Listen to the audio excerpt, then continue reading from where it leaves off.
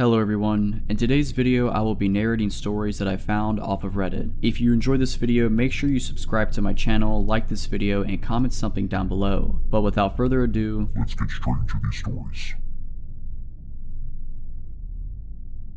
A few years ago, I moved into a cozy little townhouse in the heart of the city. It wasn't anything fancy, but the rent was cheap, and it was within walking distance of my job. My unit faced a narrow alley, and directly across from me was an older, run-down apartment building. Most of the windows are dark, with the exception of one on the third floor. That window caught my eye the very first night. The light inside was dim and flickering, like it came from a dying bulb or an old TV. I couldn't make out much, but I could see a silhouette, a person sitting in a chair, always facing my direction. It was unnerving, but I brushed it off. Maybe it was just someone watching TV, and the angle made it look like they were staring at me. For the first few weeks, I tried to ignore it. I'd close my curtains, but curiosity always got the better of me. I'd peek out, and sure enough, the figure was still there. They never moved, never shifted, just sat there, facing my window. One night, after a particularly long day, I decided to confront my fear. I rationalized it in my head. Maybe it was a mannequin or a trick of the light. Grabbing a flashlight, I opened my window and shined the beam toward the third floor window. The light hit the glass, and for the first time, I saw it clearly. It wasn't a mannequin, it was a man, gaunt and pale, with sunken eyes and an unsettling grin stretched across his face. He didn't flinch or react to the flashlight. He just stared. I slammed my window shut, my heart racing. The next morning, I called the building's management, pretending to be a concerned neighbor. I asked about the occupant of that unit, but the manager told me the apartment had been empty for months. I didn't sleep that night, or any night after that, for a while. The light in the window never went out, and the figure never moved. I started to avoid looking at it altogether. About a month later, I was woken up in the middle of the night by a loud knock on my door. When I checked the peephole, no one was there. I opened the door cautiously, and lying on my doormat was a folded piece of paper. Written on it in shaky, scrawled handwriting were 4 words: I see you too. I moved out the next day. After moving out of that townhouse, I managed to find a place further uptown. It wasn't as cheap, but it had something my old home never did: peace of mind. At least, that's what I told myself. For months, I didn't see or hear anything strange. The light in the alley, the silhouette, the note, it all felt like a bad dream that had finally ended. I started to convince myself that maybe it was a prank or some overactive imagination on my part. Life went on. But then, about 6 months later, something happened that made it all come rushing back. It was a Sunday evening, and I was unpacking a box of old books that I'd never bothered to sort through since the move. At the bottom of the box was a framed photo of me and my younger sister, taken a couple of years earlier at a family reunion. We were standing in front of a large oak tree, grinning ear to ear. What caught my attention was something I hadn't noticed before. In the background of the photo, partially obscured by the tree, was a man. He was blurry, but the sunken eyes and unsettling grin were unmistakable. I stared at the photo for what felt like hours, my mind racing. How had I not seen this before? Was this some kind of sick coincidence, or had he been following me long before I'd even noticed? I showed the picture to my sister the next day. She didn't remember seeing anyone near us when the photo was taken, but as we talked, she hesitated, like she was holding something back. Finally, she said, "You know, I didn't want to scare you, but when I stayed at your old place that one weekend, I thought I saw someone outside your window. I didn't mention it because I thought it would freak you out." My stomach dropped. That was the same weekend I'd gone out of town for work. My sister had stayed there alone. After that, I became hyper aware of my surroundings. I'd catch myself glancing over my shoulder, locking and relocking my doors, even checking under the bed like a kid afraid of monsters. It felt like paranoia, but I couldn't shake the feeling that I was being watched. The final straw came a few weeks ago. I was walking home from work late one night, cutting through a park to save time, and it was quiet, with only the faint hum of distant traffic. As I passed a line of trees, I felt it, a prickling sensation on the back of my neck, like someone was watching me. I turned around, and there he was, the man from the window. He was standing about 30 feet away, partially hidden behind a tree. His grin was wider than I'd ever seen, and his head was tilted at an unnatural angle. I froze, unable to move or breathe.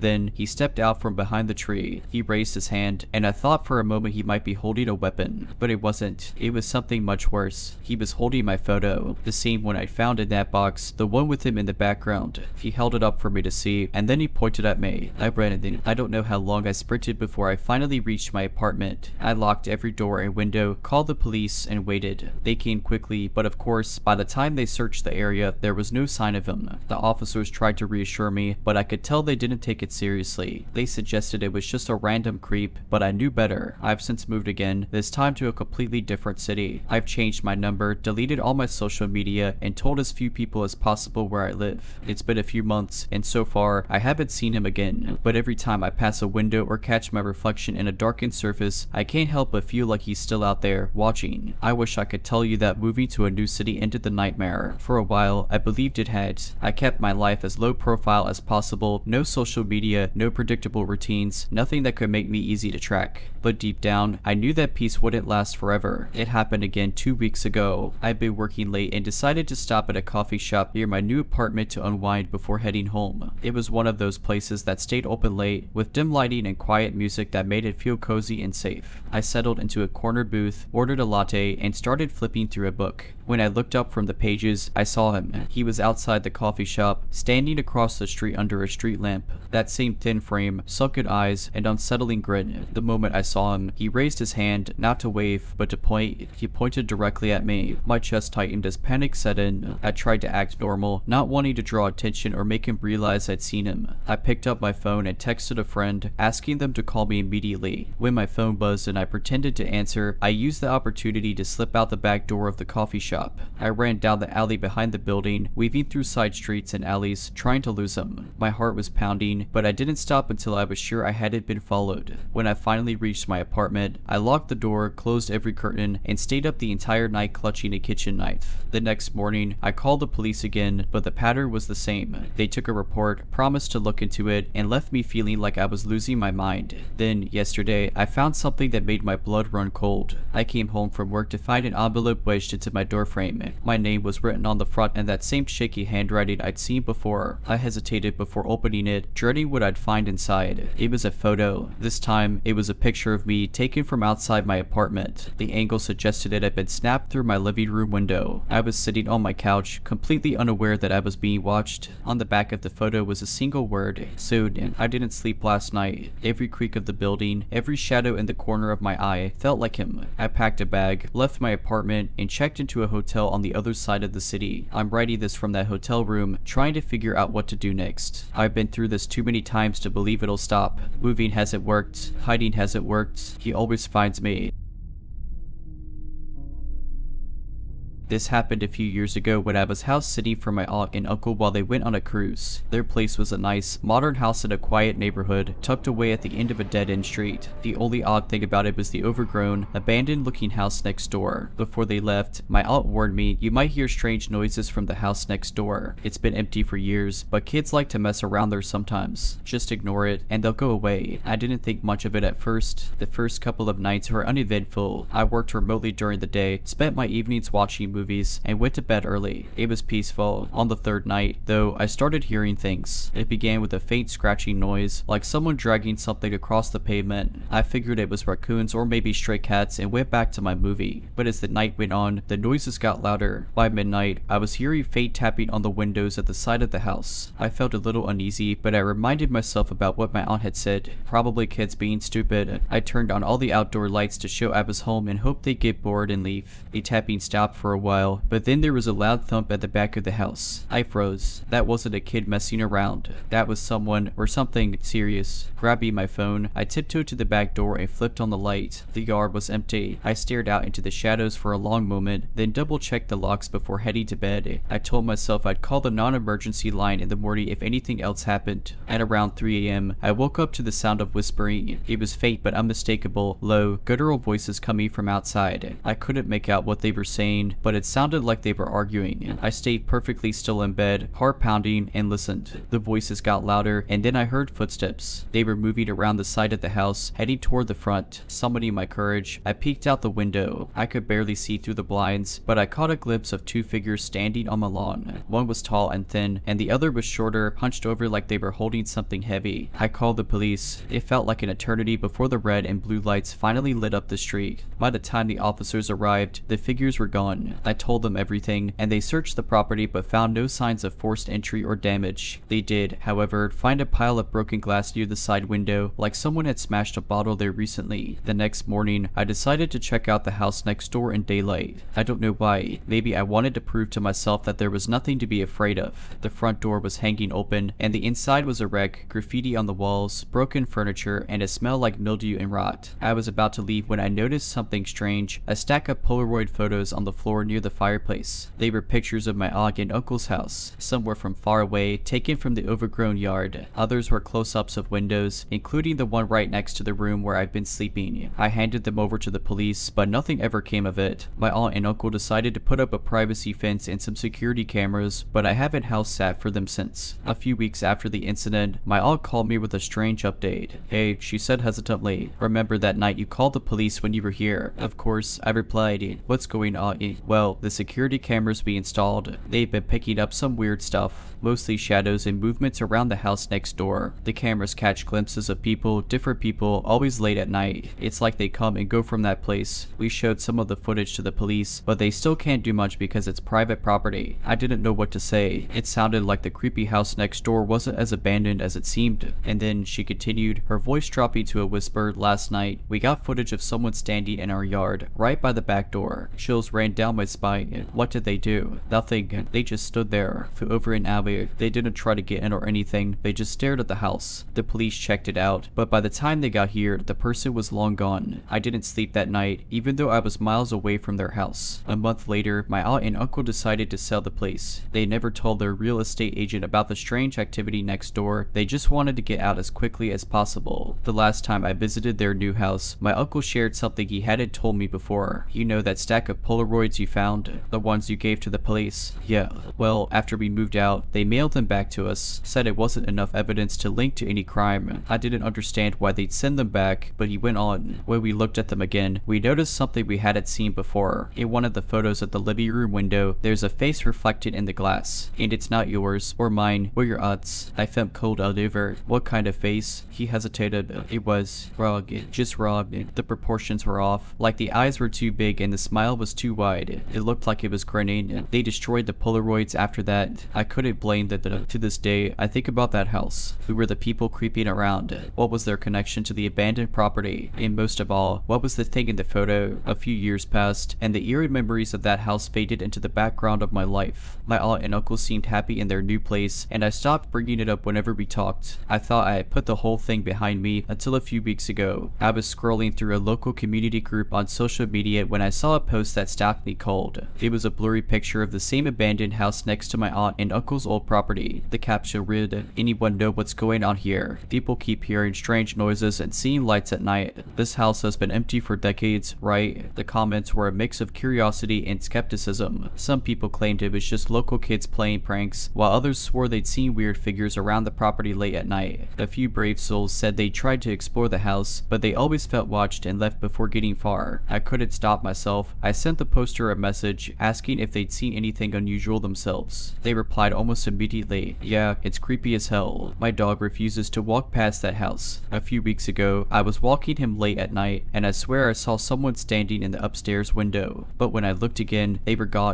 That familiar chill ran down my spine. I wanted to let it go, but something about the house wouldn't let me. Against my better judgment, I decided to drive by it the next day. When I pulled up to the end of the dead-end street, I barely recognized the neighborhood. My aunt and uncle's old house had been sold again, and the new owners had built a taller fence. The abandoned house next door looked even worse than I remembered. Windows boarded up, the yard overgrown with weeds, and an air of decay that seemed to cling to it like a shadow. As I sat there in my car, staring at the house, I noticed something strange. The front door was slightly open, swaying in the breeze. A faint metallic clinking noise echoed from inside, like chains rattling. I told myself it wasn't my business, that I should drive away and forget about it, but I couldn't shake the feeling that the house was watching me. And then I saw it, a face in the upstairs window. It was only for a second, but it was enough. The same distorted features my uncle had described, the too wide smile and impossibly large eyes. My heart raced as I fumbled to start my car, and as I pulled away, I swore I saw movement in the doorway. That night, I had nightmares about the house. In my dreams, the face in the window wasn't just watching me, it was inside my own home, staring at me from the corner of the room. The next day, I called my aunt. I hadn't told her what I'd seen, but I needed to hear her voice to ask if she'd heard anything strange strange about the house since they'd moved away. We don't talk about that place anymore, she said firmly. Whatever's there, it's not our problem, and it's better that way.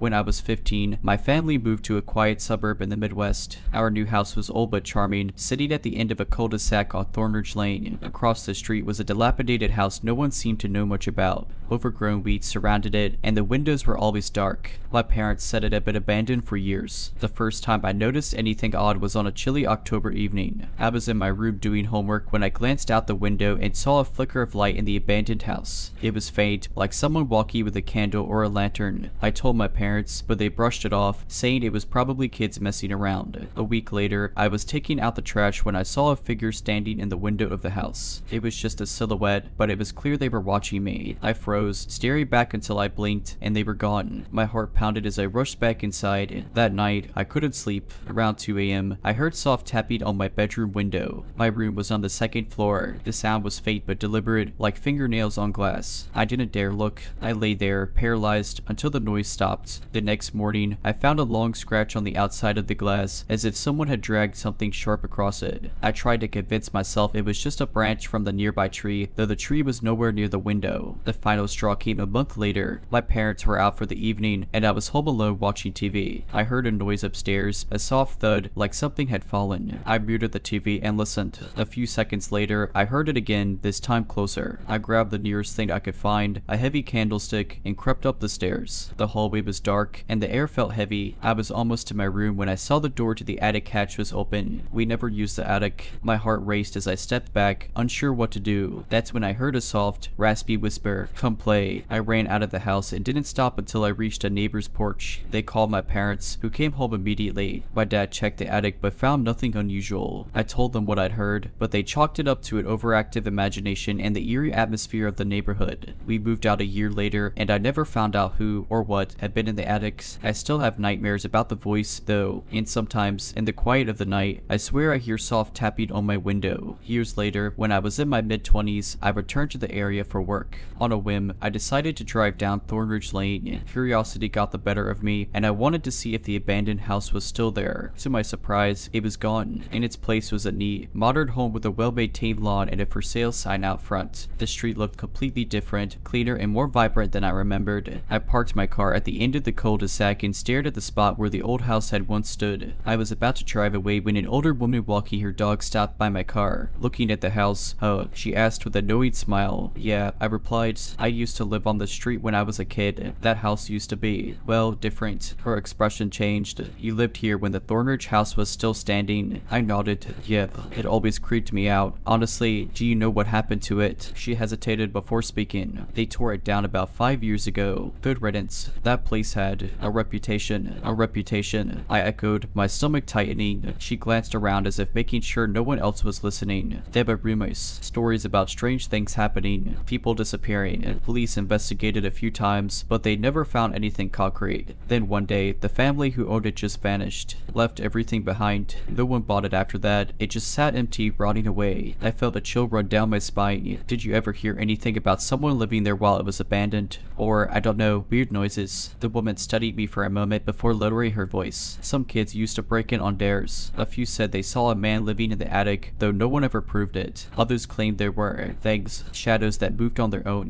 One boy swore he heard a voice whisper his name when he was alone in there." I thanked her and drove off, unsettled but trying to push it out of my mind. That night, back in my hotel room, I couldn't stop thinking about the attic door and the whisper I'd heard all those years ago. Before I fell asleep, I pulled out my laptop and searched for any news about the old Thornridge house. Buried in local archives, I found a few mentions of the place, complaints from neighbors about strange lights, reports of trespassing, and one article about a missing girl who was last seen near the property in the 1970s. But one detail made my blood run cold. In a grainy black and white photo of the house, I could just make out something in the attic window, a figure, blurry but unmistakable, watching the photographer. I closed my laptop, my hands shaking. It was the same window where I'd seen the silhouette all those years ago. Whatever had been in that house hadn't left willingly, it had been forced out. I have never gone back to Thornridge Lane since, and sometimes, when I wake up in the middle of the night, I swear I can still hear that raspy voice in my ear, whispering, "Come play." After returning home from that unsettling trip, I did my best to move on, but the experience lingered. The whispers, the tapping, the attic door, I couldn't shake the memories. Worse, I started noticing small, inexplicable things in my own apartment. At first, it was minor, misplaced keys, doors left slightly ajar when I was sure I'd closed them. Then, it escalated. I'd wake up to faint scratching sounds at my bedroom door. Once, I found my living room window unlocked, though I hadn't opened it in weeks. One night, I woke up around 3 a.m., my heart racing for no reason. The room was silent except for the soft hum of my fan. I tried to convince myself it was just a bad dream. That's when I noticed it, a shadow standing at the foot of my bed. I froze, barely able to breathe.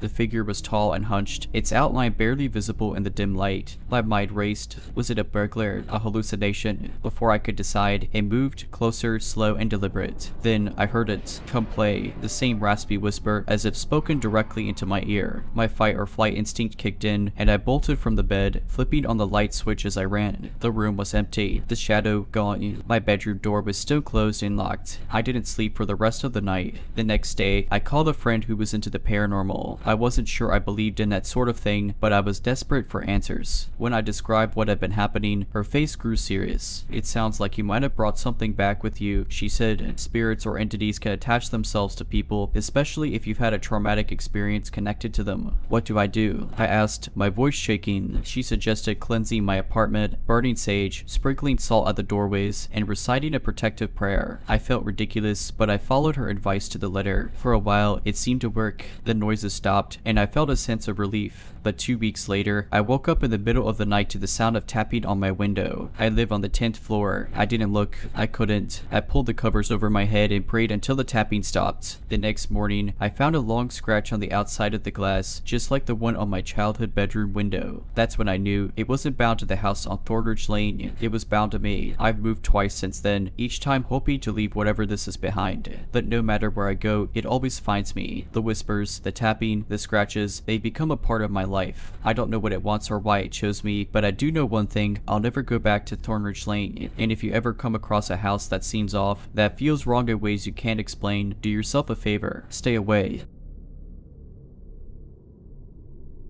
This happened a few years ago when I was fresh out of college and had just moved into my first apartment. It was a cozy little one-bedroom in an old brick building on the edge of the city. The rent was cheap, the neighborhood quiet, and I thought I had lucked out. Little did I know, I was about to have the most terrifying experience of my life. The building was quaint, but it had its quirks. One of them was the old-fashioned radiator system that clanked and hissed in the dead of night. I quickly got used to the noise, chalking it up to the building's age. What I didn't know was that there was something far more sinister to get used to. One night, I was working late, finishing up some freelance graphic design work at my desk in the corner of the living room. The only light came from my laptop and a small desk lamp, casting eerie shadows on the walls. Outside, the wind howled, rattling the windows, but the steady hum of the radiator kept me company. I was so engrossed in my work that I didn't notice the faint sound at first. It was like a soft tapping, barely audible over the wind. I paused, listening intently, and the sound stopped. Shrugging it off as a branch hitting the window, I went back to work. About an hour later, the tapping returned, louder this time. It wasn't coming from the window. It was coming from inside the apartment. My heart started racing as I stood up and turned on the main light. I walked through the apartment, checking every corner, every closet, every possible hiding spot. Nothing. The doors were locked, the windows shut tight. I told myself it must be the pipes or some other benign noise and tried to calm down. That's when I saw it. My apartment had an old hatch in the ceiling of the hallway that led to the attic crawl space. It was slightly ajar, just enough for a thin sliver of darkness to peer through. I had never noticed it before, assuming it was sealed shut. The tapping sound came again, louder now, unmistakably coming from the attic. I froze, panic setting in. My phone was on the desk, too far to grab without making noise. I didn't want whomever, or whatever, was up there to know I was aware of them. Slowly, I backed into my bedroom, shut the door, and locked it. I grabbed my phone and called the police, whispering the situation to the dispatcher. The wait for the police felt like an eternity. I could hear faint shuffling sounds above me, like someone crawling on their hands and knees. At one one point, I swear I heard breathing, low, shallow, and deliberate. When the officers arrived, I practically threw myself out the door to greet them. They searched the apartment thoroughly, then climbed into the attic. What they found still haunts me. There was a small nest of blankets, empty food wrappers, and a notebook filled with scribbled writing. Most of it was nonsense, random words and drawings, but some of the pages had my name on them. My name, written over and over, surrounded by phrases like watching her and she doesn't know. The officers told me that it appeared someone had been living in the attic for weeks, possibly months. They had been watching me through the gaps in the hatch, creeping down when I was out or asleep to steal food. Months passed after I moved out of that apartment. I settled into a new place, a modern building with secure locks, surveillance cameras, and absolutely no crawl spaces. I was doing everything I could to feel safe again, but the fear never really left me. I developed a habit of compulsively checking my windows and doors, sometimes waking up in the middle of the night to triple check the locks. Therapy helped a little, but the paranoia lingered. One night, I was scrolling through social media in bed when a notification popped up from an unfamiliar app I didn't remember downloading. It was called NeighborNet, and the notification read, "Someone in your area wants to connect." Curious but cautious, I opened the app.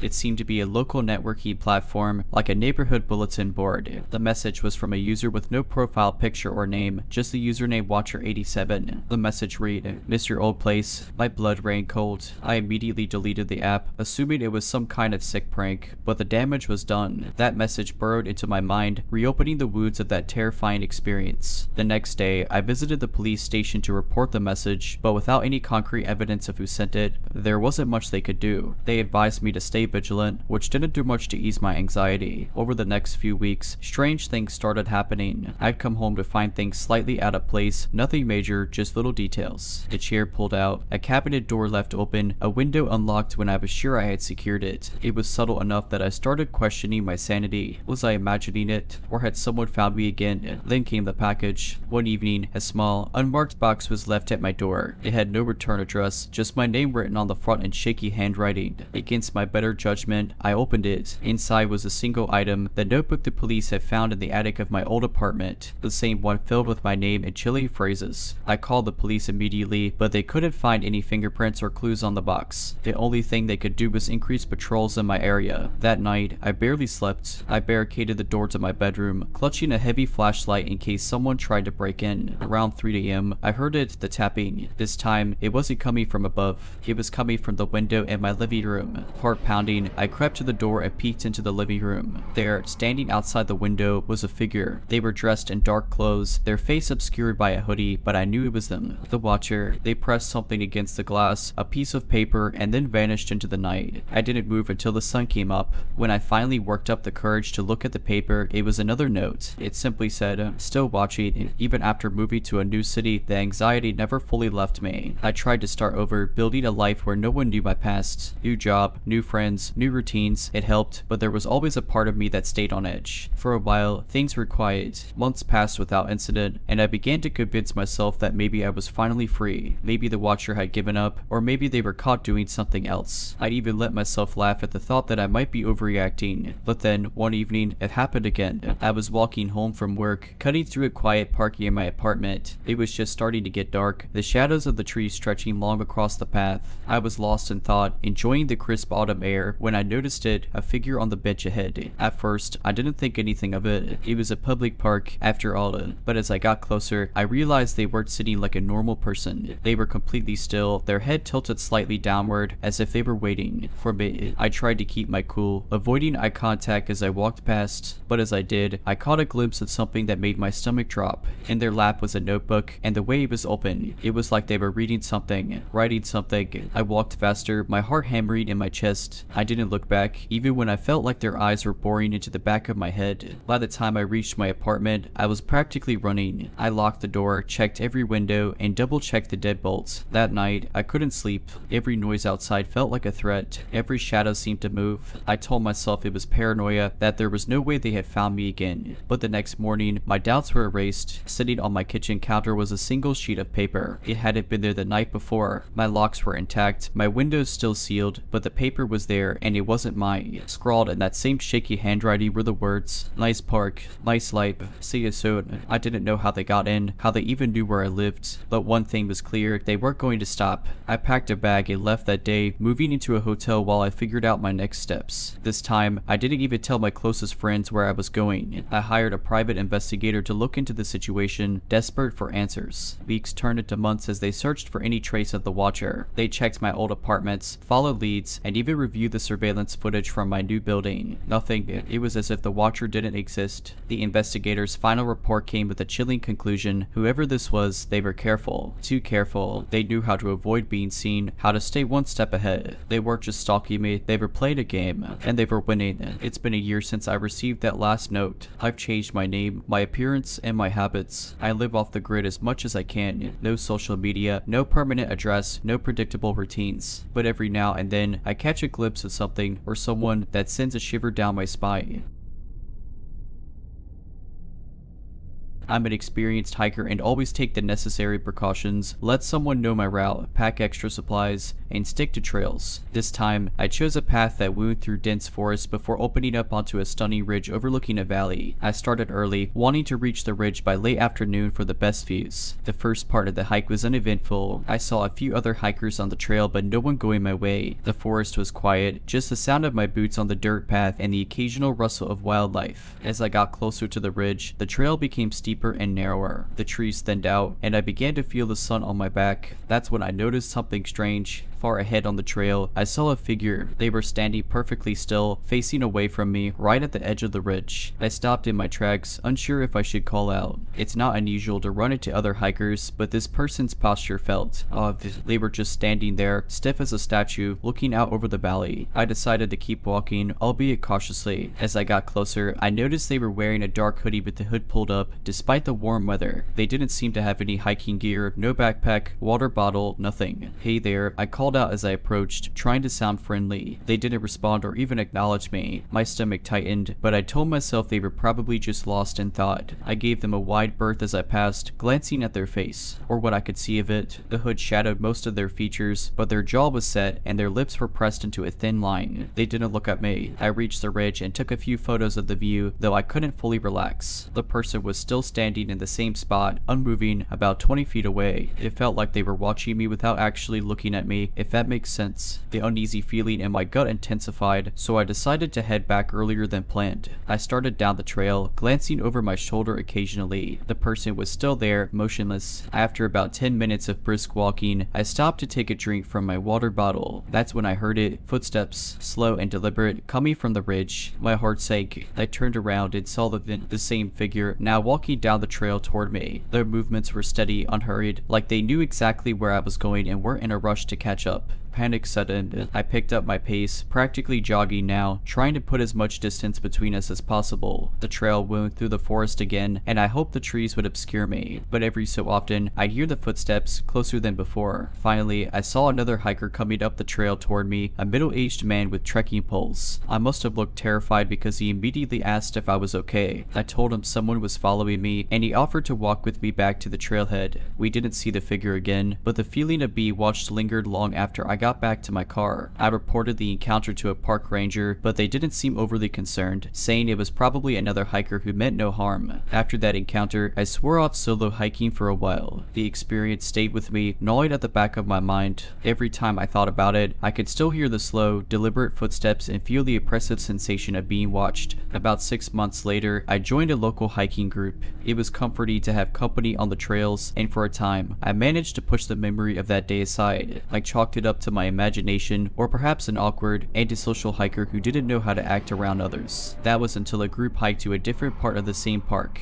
This trail was more popular, with plenty of hikers and families enjoying the mild weather. About halfway through, the path narrowed, leading us through a stretch of forest before opening onto another scenic ridge. We stopped for a break at the ridge, taking photos and chatting. I wandered a little further down the trail to get a better angle of the valley. That's when I saw it again, the figure. This time, it was partially obscured by trees, standing at the edge of a clearing. Same dark hoodie, same unnervingly stiff posture. My breath caught in my throat. I wanted to believe it was just another hiker, but the way they stood, completely motionless, felt too familiar, too raw and excited. I called out, trying to keep my voice steady. No response. The rest of my group was still behind me, out of sight but not too far. I could have run back, but something kept me rooted to the spot. I wanted to know if it was the same person, or at least convince myself it wasn't. Against my better judgment, I took a few steps closer. "Are you okay?" "Hey, do you need help?" Still no response, but this time they turned their head ever so slightly, just enough for me to see part of their face. Pale skin, sunken eyes, and lips that curved into a subtle, unsettling grin. A chill ran down my spine. It wasn't a look of friendliness, it was a look of recognition. I stumbled backward, my heart pounding. The figure didn't move, didn't follow, but the grin remained, like they were daring me to come closer. I bolted back to my group, nearly tripping over my own feet. I told them what I saw, but no one else had noticed anything unusual. A few suggested it was probably a park ranger or another hiker, but I knew better. That face, that grin, I'd seen it before. We finished the hike quickly, and I couldn't shake the feeling that I was being watched the entire way back. When we reached the trailhead, I scanned the parking lot for anything suspicious but saw nothing. Still, the sense of unease stayed with me. Months passed, but the memories of those encounters never really faded. I started to dream about the figure, always standing still, always watching, always just out of reach. Sometimes, in my dreams, they would move closer, but never quickly and never fully into view. I'd wake up drenched in sweat. The grin from that second meeting seared into my mind. My friends told me I was overthinking it, and maybe I was, but I couldn't shake the paranoia that it wasn't over. One day, a friend invited me to a local hiking seminar held at a community center. It was hosted by a ranger from the same national park and focused on backcountry safety. I figured it might be a good way to regain some confidence. Plus, I hoped hearing from the rangers would help rationalize what had happened on the trail. Maybe there was a logical explanation I hadn't considered. The seminar was uneventful at first. The rangers spoke about wildlife encounters, navigation tips, and what to do in emergencies. But near the end, they touched on trail etiquette and strange encounters. The ranger recounted a few anecdotes about odd or unnerving situations hikers have reported over the years, strange noises, shadowy figures, even rumors of ghostly sightings. Then, as if on cue, another attendee raised their hand. "Have you heard about the figure in the hoodie?" My stomach dropped. The ranger hesitated, glancing at the rest of the room before responding. "I assume you're talking about the rumors we hear every so often. A few hikers have mentioned seeing someone or something that fits that description. Usually, they're described as standing still, watching from a distance." But he trailed off, clearly uncomfortable. "Then what?" Another attendee pressed. The ranger sighed. "We've never found any evidence of this person. No tracks, no belongings, no signs anyone was even there. And in most cases, they're reported in areas where it would be difficult to just disappear without leaving a trace." The room fell silent. I felt a cold sweat forming on the back of my neck. Someone else asked if the park had ever investigated. The ranger explained that, while they took all reports seriously, there wasn't much they could do without solid evidence. "The wilderness is vast," he said. "It's not uncommon for people to feel uneasy out there. Your mic can play tricks on you." I wanted to speak up, to share my story, but I stayed silent. What if no one believed me? Worse, what if someone in the room did?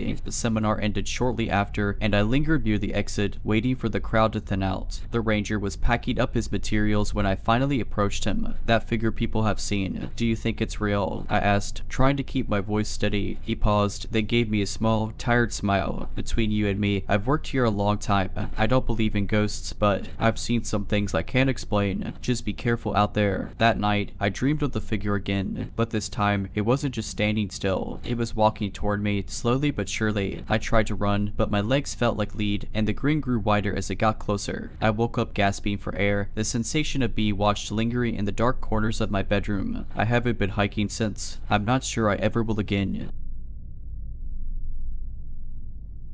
I live in a big city and work long hours, often leaving the office well after dark. My office is in a high-rise building, and on this particular night, I was one of the last to leave. It was almost 11 p.m., and the building was eerily quiet. Most floors were dark except for the faint glow of emergency exit signs. I pressed the elevator button and waited. The mirrored walls around the elevator bay reflected my tired, disheveled self. When the elevator finally arrived, the doors opened to reveal an empty car. I stepped in, pressed the ground floor button, and leaned back against the wall, letting out a sigh of relief that the day was over. The elevator began its smooth descent. It passed the 20th floor, then the 19th. As it reached the 18th floor, it jolted slightly and the doors slid open. There was no one there. At first, I thought nothing of it. Maybe someone had pressed the button and then decided to take the stairs. I reached over to press closed door, but as I did, I noticed something odd. A single black loafer, scuffed and worn, was lying on its side in the hallway just outside the elevator. It wasn't there when I got in, and the hallway was dead silent. Uneasy, I I jabbed the close door button again, harder this time. The doors began to shut but paused as if something was blocking them. I stared at the floor seam, expecting to see a shoe or bag wedged in the gap. There was nothing there. Suddenly, the elevator lights flickered. My stomach dropped. When the doors finally shut and the car began moving again, it felt slower, almost as if the elevator was dragging its way downward. The mirrored walls didn't help my growing paranoia. I kept feeling like there was something in the car with me, just out of view. I turned around to face the back mirror, looking for, I don't know, something, but it was just me and my reflection. Then, at the 10th floor, the elevator stopped again. The doors opened with a soft ding. This time, the hallway lights were dimmer, almost flickering, and standing there, just beyond the threshold, was a man. He was wearing a suit that looked a size too big. His head tilted slightly as if he were trying to see something behind me. His face was pale, his eyes dark and unblinking. "Floyd down?" he asked, his voice low and hoarse. Before I could respond, he stepped forward, but instead of entering the elevator, he stopped just inside the doors. His face now inches from mine. His eyes never left mine, and his lips stretched into a slow, unnatural smile. I backed into the corner, my hands scrambling for the door close button. The door stuttered shut, and the man didn't move. He just stood there, watching me, even as the doors closed completely. I was shaking, my breath quick and shallow. The elevator moved again, and I prayed I'd reach the ground floor without stopping. The lights flickered more now, casting weird, jerky shadows around the small space. Every sound felt amplified, the creak of the cables, the hum of the motor, my own heartbeat pounding in my ears. Finally, the elevator reached the lobby. When the doors opened, I bolted out, not even looking back. I ran straight to the security desk, but it was empty. The entire lobby was empty. I didn't wait around to find out more. I called a rideshare and stood outside in the freezing air, under the glow of a street lamp, until it arrived. The next day, I asked the building manager if they'd had issues with the elevator or power outages the previous night. He looked confused and said no. I also described the man I'd seen, but no one matching that description worked in the building or had been seen on security footage. The story didn't end there. I wish it had. A week after the elevator incident, I was still shaken. I kept convincing myself that it was just a prank, or maybe I was overly tired and imagined things. But deep down, I couldn't shake the feeling that something was wrong. I started taking precautions. I told a few close friends about what happened, though I left out some of the creepier details. I didn't want them to think I was losing it. One of them suggested I report it to building security again, just in case. So I did. They were polite, but I could tell they thought I was overreacting. A few nights later, I had to stay late at work again. I promised myself I'd leave earlier, but as deadlines tend to go, I lost track of time. By the time I packed up and headed for the stairs, it was almost midnight. The stairwell was silent, except for the sound of my footsteps echoing. I'd made it down about 5 floors when I started to hear something faint, like shuffling. At first, I thought it was just the sound of my steps bouncing back at me, but then it grew louder and more distinct. Someone else was in the stairwell. I stopped and listened, my heart racing. The shuffling sound stopped too, like whoever it was had noticed me. "Hello," I called out, my voice trembling slightly. There was no answer, just the heavy, suffocating silence of the empty stairwell. I forced myself to keep moving, faster this time. I glanced over my shoulder every few steps, but I didn't see anyone. Yet, the shuffling started again, closer now, almost rhythmic, like someone dragging their feet deliberately. I turned a corner onto another landing and froze. Lying on the floor was another black loafer, the same kind I'd seen outside the elevator. My stomach dropped. I didn't want to move past it, but going back up wasn't an option either. With shaking hands, I grabbed my phone and dialed a friend, someone I knew would answer no matter the time. "Hello," she said, groggy but concerned. I whispered, "Stay on the line. I think someone's following me." She immediately perked up, asking where I was and if she should call the police. I told her I was in the stairwell and needed to get to the lobby. "Run," she said firmly. I did. I took the steps 2 at a time, the sound of my footsteps drowned out by the blood pounding in my ears. Behind me, the shuffling grew louder, faster, more erratic, like whoever or whatever was chasing me had started running too. I didn't dare look back. I burst through the door into the lobby, expecting relief, but instead, I was greeted by the same eerie emptiness. The security desk was abandoned again, the lights dimmer than usual. My friend was still on the phone, yelling for me to get outside. I sprinted across the marble floor toward the exit. As I reached the glass doors, I glanced at my reflection in the glass and froze. In the reflection, standing just behind me, was the man in the oversized suit. He wasn't smiling this time. His face was blank, almost hollow, and his eyes looked wrong, like they didn't belong on a human face. I whipped around, but there was no one there. I didn't stop to think. I ran outside and kept running until I was several blocks away, where I finally stopped to catch my breath under the harsh glow of a streetlight. My friend was still on the phone, panicked and begging me to explain what was happening. I never went back to that office building. I quit my job the next day, explaining it away as burnout. I never told anyone else what I saw in the glass or heard in the stairwell. well. But sometimes, late at night, when I'm alone and everything is quiet, I hear it again, that faint, rhythmic shuffling. You think quitting the job would have been the end of it, that moving on would have been enough to leave whatever it was behind. But I was wrong. The first time I noticed something, I was walking home late from a friend's apartment. I'd stayed longer than I intended, trying to shake off the lingering fear that had followed me since that night in the office building. It was raining lightly, and the streets were mostly empty. I had just turned the corner onto my block when I saw it. A single black loafer. It was lying on the sidewalk near a street lamp, glistening with rain. My stomach churned, and I froze mid-step. I stared at it for what felt like an eternity, waiting for something, anything, to happen. But nothing did. The street was silent except for the rain tapping against the pavement. I told myself it was just a coincidence. Lots of people lose shoes, right? Maybe someone kicked it off in a drunken stumble home. I forced myself to keep walking, avoiding the loafer like it was toxic. When I reached my apartment, I locked the door and double-checked every window. That night, I dreamed of the man in the oversized suit. In the dream, I was back in the elevator. The walls were mirrored as always, but my reflection wasn't mine. It was him. He was gritted again, that slow, unnatural smile that made my skin crawl. I tried to look away, but no matter where I turned, his face was there, staring back at me. I woke up gasping for air, drenched in sweat. My apartment felt colder than usual, like someone had left a window open, but everything was locked tight. Over the next few weeks, the signs became harder to ignore. I'd see black loafers in random places, a single shoe sitting in an alley, on a park bench, or at the edge of a crosswalk.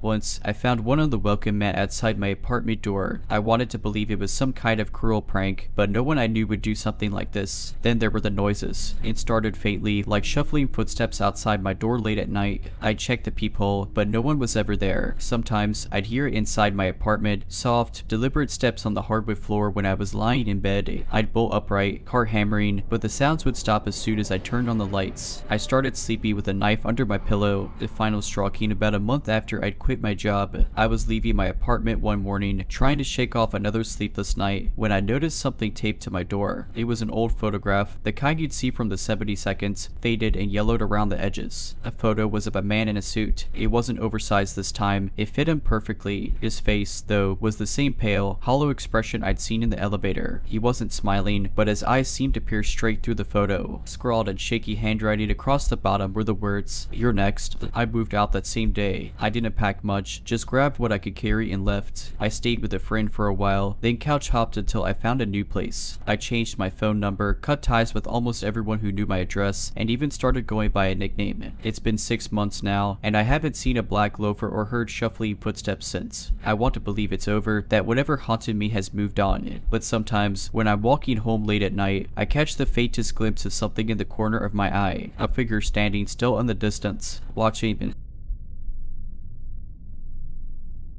This happened about 2 years ago when I was living in a small city with an old, nearly abandoned subway system. Most people didn't use it anymore unless they absolutely had to. It was poorly lit, smelled like mildew, and was generally the kind of place where you kept your head down and your wits about you. One night, I had to work late, and by the time I got to the station, it was almost midnight. The platform was empty except for a few flickering lights and the faint sound of water dripping somewhere in the distance. I stood near the edge, trying not to think about how eerie the place felt. The train finally arrived, the screech of the brakes echoing through the tunnel. When the doors slid open, I hesitated. The car was empty, save for a man sitting at the far end. He was wearing a long, tattered coat and a hat pulled low over his face. Something about him felt off. But I told myself I was being paranoid. It was late, and weird people use the subway all the time, and I got on and sat a few rows away from him, trying to focus on my phone. As the train started moving, I noticed him staring at me. Not glancing, staring. His head was tilted slightly, like he was trying to figure something out. I decided to ignore him. Then he did something strange. He stood up and moved to a seat closer to me. There were plenty of empty seats, but he chose one that was uncomfortably close. I felt a chill run down my spine. I told myself it was just a coincidence,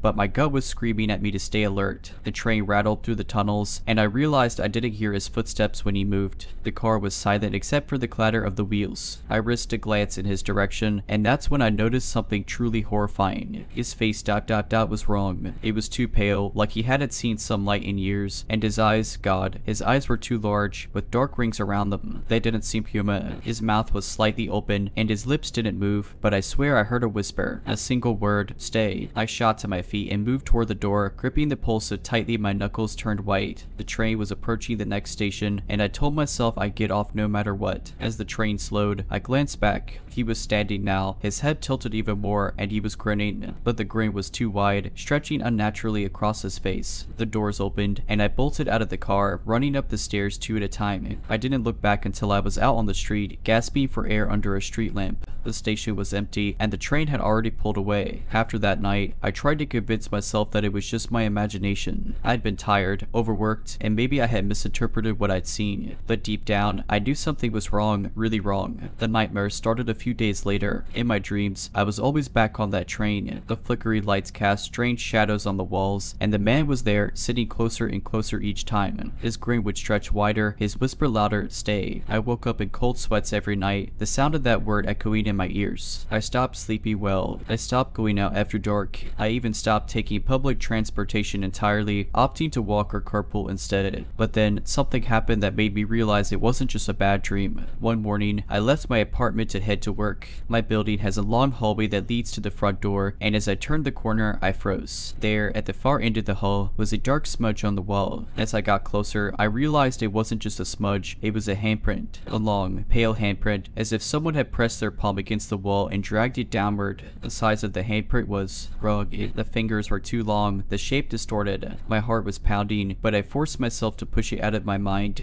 Maybe it was a maintenance worker, I told myself. Maybe someone had spilled something, and it just looked strange. But things only got worse. Over the next few weeks, I started noticing more oddities. Items in my apartment were moved ever so slightly, not enough for anyone else to notice, but enough for me to know they weren't where I'd left them. My door would be unlocked when I was certain I'd locked it, and sometimes, late at night, I'd hear fate whispering outside my window, like someone was speaking just below the edge of hearing. One night, the whispering got louder. I was sitting on my couch, scrolling through my phone, when I heard it stay, clear as day, right outside my living room window. My blood ran cold. I live on the 4th floor. I didn't sleep that night. Instead, I sat in the middle of my apartment with every light on, clutching a kitchen knife and praying for morning. When the sun finally rose, I packed a bag and left. I didn't even care where I was going, I just needed to get away. I stayed with a friend across town for a while, but even there, I couldn't shake the feeling of being watched. One night, as I was drifting off to sleep on her couch, I heard the faint sound of whispering again, coming from the corner of the room. I didn't dare look, but I knew it was him or whatever it was. Even now, in this new city, far from that subway and those whispering nights, I find myself constantly looking over my shoulder. I've developed habits I never had before, triple checking my locks, keeping the blinds closed, avoiding empty places, and refusing to stay out after dark. It's not paranoia, it's survival. For a while, things were quiet. Too quiet, almost. I started to convince myself that maybe I had escaped it, that whatever that thing was, it had lost interest. But deep down, I was always waiting for the other shoe to drop. And, of course, it did. A few months ago, I got a package in the mail. It didn't have a return address, but the postmark was from my old city. That alone made my stomach twist.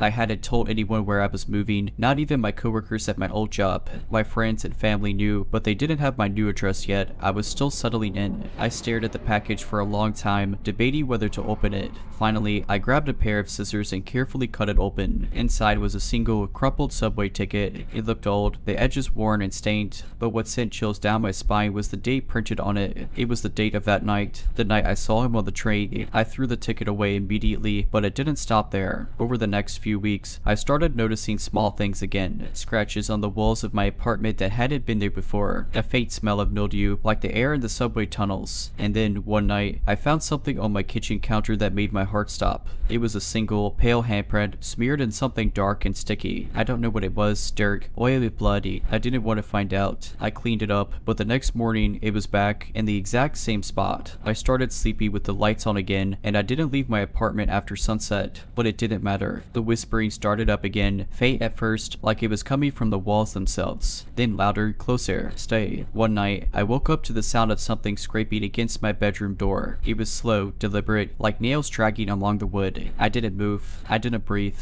And then I heard it again, that awful whisper coming from right outside the door. Stay. I don't know how long I sat there, frozen in fear, but eventually the sound stopped. When the sun rose, I packed another bag and left. I didn't even bother locking the door behind me. I drove for hours, not caring where I ended up, until I found a small motel off the highway and checked in. I've been living out of motels and short-term rentals ever since, moving every few weeks. It doesn't feel like enough, though. The nightmares are back, and every so often, I find something that doesn't belong, an unfamiliar smudge on a wall, a faint mildew smell, or, worst of all, a whisper in the dark. I don't know what it wants or why it's following me, but I know one thing for certain, it's patient. It's waiting, and someday, no matter how far I run, it will catch up to me. This happened about 5 years ago when I was working late in a university library. I was a graduate assistant in the history department, which often meant spending long nights cataloging dusty old books and digitizing archival materials. It wasn't glamorous, but I loved the quiet and solitude. The archive room was in the basement of the humanities building, a place few people ventured. It had that eerie hum of fluorescent lights and the faint smell of mildew that seems to cling to old paper. The only other person who worked down there was a custodian named Reggie, and I rarely saw him. One evening, I was engrossed in scanning a collection of 19th century letters. The building had emptied out hours ago, and I had my headphones on, listening to a podcast. I barely noticed when the lights flickered, something they occasionally did in that old building. It was around 11 p.m. when I took off my headphones to stretch. That's when I heard it, faint footsteps, slow and deliberate, coming from somewhere beyond the rows of shelves. I froze. No one else was supposed to be down here. Reggie, I called out, trying to sound casual but feeling the hair on my neck rise. No response. I waited, straining to hear. The footsteps had stopped, and shaking it off as my imagination, I returned to my work. But a few minutes later, I heard something else, a faint tapping sound. It was rhythmic, like someone drumming their fingers on a wooden surface. This time, I stood up, my heart pounding. Hello, I called out. Louder this time, is someone there? Silence. I grabbed my phone and turned on the flashlight, walking toward the sound. The rows of shelves seemed to stretch endlessly in the dim light. When I reached the end of the row, I found nothing, just old books and boxes of documents. Feeling unnerved, I decided to pack up and leave. As I turned back toward my workstation, I noticed something that stopped me cold, a single book lying in the middle of the floor. It hadn't been there earlier. The title was obscured, but it looked ancient, its leather cover cracked with age. I approached cautiously and picked it up. The title read, The Watchers Among Us. I felt a chill run down my spine. I'd never seen this book in the archive before. Deciding I'd had enough, I shoved the book onto a nearby shelf and hurried back to my desk to grab my things. As I was zipping up my bag, I heard it again, footsteps. But this time, they were faster, heavier, and coming straight toward me. I didn't wait to see who or what it was. I bolted for the exit, my bag swinging wildly behind me. As I reached the door, I glanced over my shoulder and saw a shadow, a tall, gaunt figure standing at the end of the aisle. I couldn't make out any features, but I could feel its gaze. It didn't move, didn't chase me. It just stood there. I slammed the door shut and ran up the stairs, not stopping until I was outside in the cold night air. I called campus security, who searched the archive room but found nothing. No footprints, no signs of anyone else being down there. Even the book, The Watchers Among Us, was gone. After quitting the job, I tried to convince myself it was just my imagination or maybe some weird prank. But deep down, I knew better. Something was wrong with that archive room, and I wanted to forget about it. Months passed, and life moved on. I landed another job in a different department at the university, one that thankfully didn't involve basements or late nights. For a while, everything felt normal again. Then one day, I received a package at my office. There was no return address, and the handwriting on the label was unfamiliar, slanted, almost jagged. Inside the package was a single item, the book The Watchers Among Us. My heart sank. This time, the book wasn't aged or cracked. It looked brand new. Its leather cover was smooth, and the pages smelled freshly printed. I flipped it open, expecting nothing but blank pages or meaningless text. But on the first page, and the same jagged handwriting as the package label, was a single message: "You left something behind." My chest tightened as I flipped through the rest of the book. The pages were filled with entries, dates, times, and detailed descriptions of events. My events. The night in the archive room was there, described in chilling detail, down to my frantic sprint to the exit. But it didn't stop there. The entries continued, describing moments from my life since then, walking to work, sitting at my desk, grocery shopping. The most recent entry was dated the night before. It read, "She locks the windows now. Smart, but she forgot the one in the kitchen." I dropped the book as if it burned me. My hands were trembling, my thoughts racing. I lived a alone. I had locked the windows the night before, but I had forgotten the kitchen one. I was sure of it now. I immediately called campus security, who connected me to the local police. An officer came to my apartment to check things out. Nothing seemed out of place. There was no sign of forced entry, no footprints in the dirt outside, just the book on my desk, innocuous and closed. The officer took the book with him, promising to investigate, but I could tell he didn't believe me. Probably just a weird prank. He said, try not to worry, try not to worry. Easier said than done. That night, I stayed at a friend's place. When I finally returned home a few days later, I found something waiting for me. Not another book this time, but a photograph. It was tucked under my apartment door. The photo was of me sitting at my desk in the archive room, headphones on, completely absorbed in my work.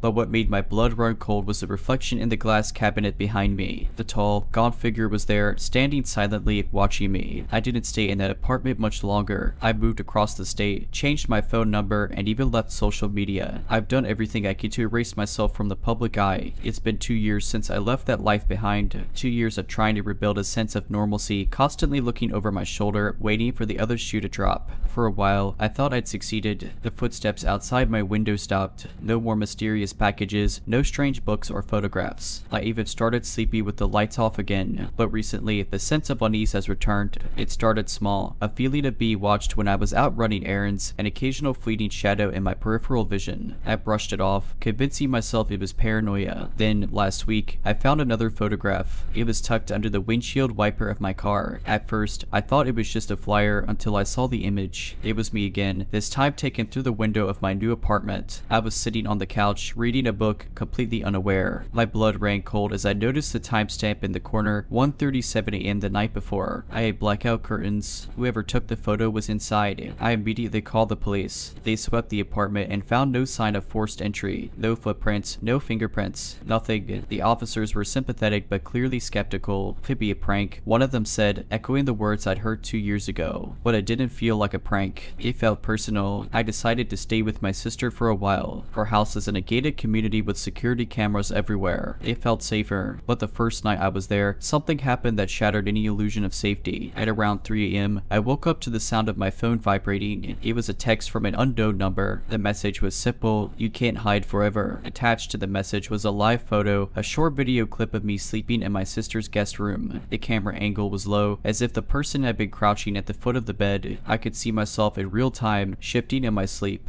Panic 7. I woke my sister, and we called the police again. They arrived quickly, but whoever had been there was long gone. The gates and cameras hadn't caught anything unusual, no signs of forced entry again. It was as if the intruder had vanished into thin air. Since that night, I've been living in a kind of limbo, constantly on edge. I sleep during the day and stay awake at night, keeping watch. I've installed cameras and alarms everywhere, but they don't help. Whoever this is, they're always a step ahead. A few days ago, I found something new on my doorstep. It wasn't a book or a photograph this time. It was a small leather-bound journal, identical to the one I found in the archive room years ago. When I opened it, the pages were blank except for the last one. In the same jagged handwriting as before, there was a single sentence: "You brought me with you." I don't know what that means, but I can't shake the feeling that whatever I encountered in that archive room, it didn't just find me. I think it's been with me all along. If you ever feel that faint prickle on the back of your neck, the sense that someone is watching you from the shadows, don't ignore it. And if you ever come across a book called The Watchers Among Us, leave it where you found it.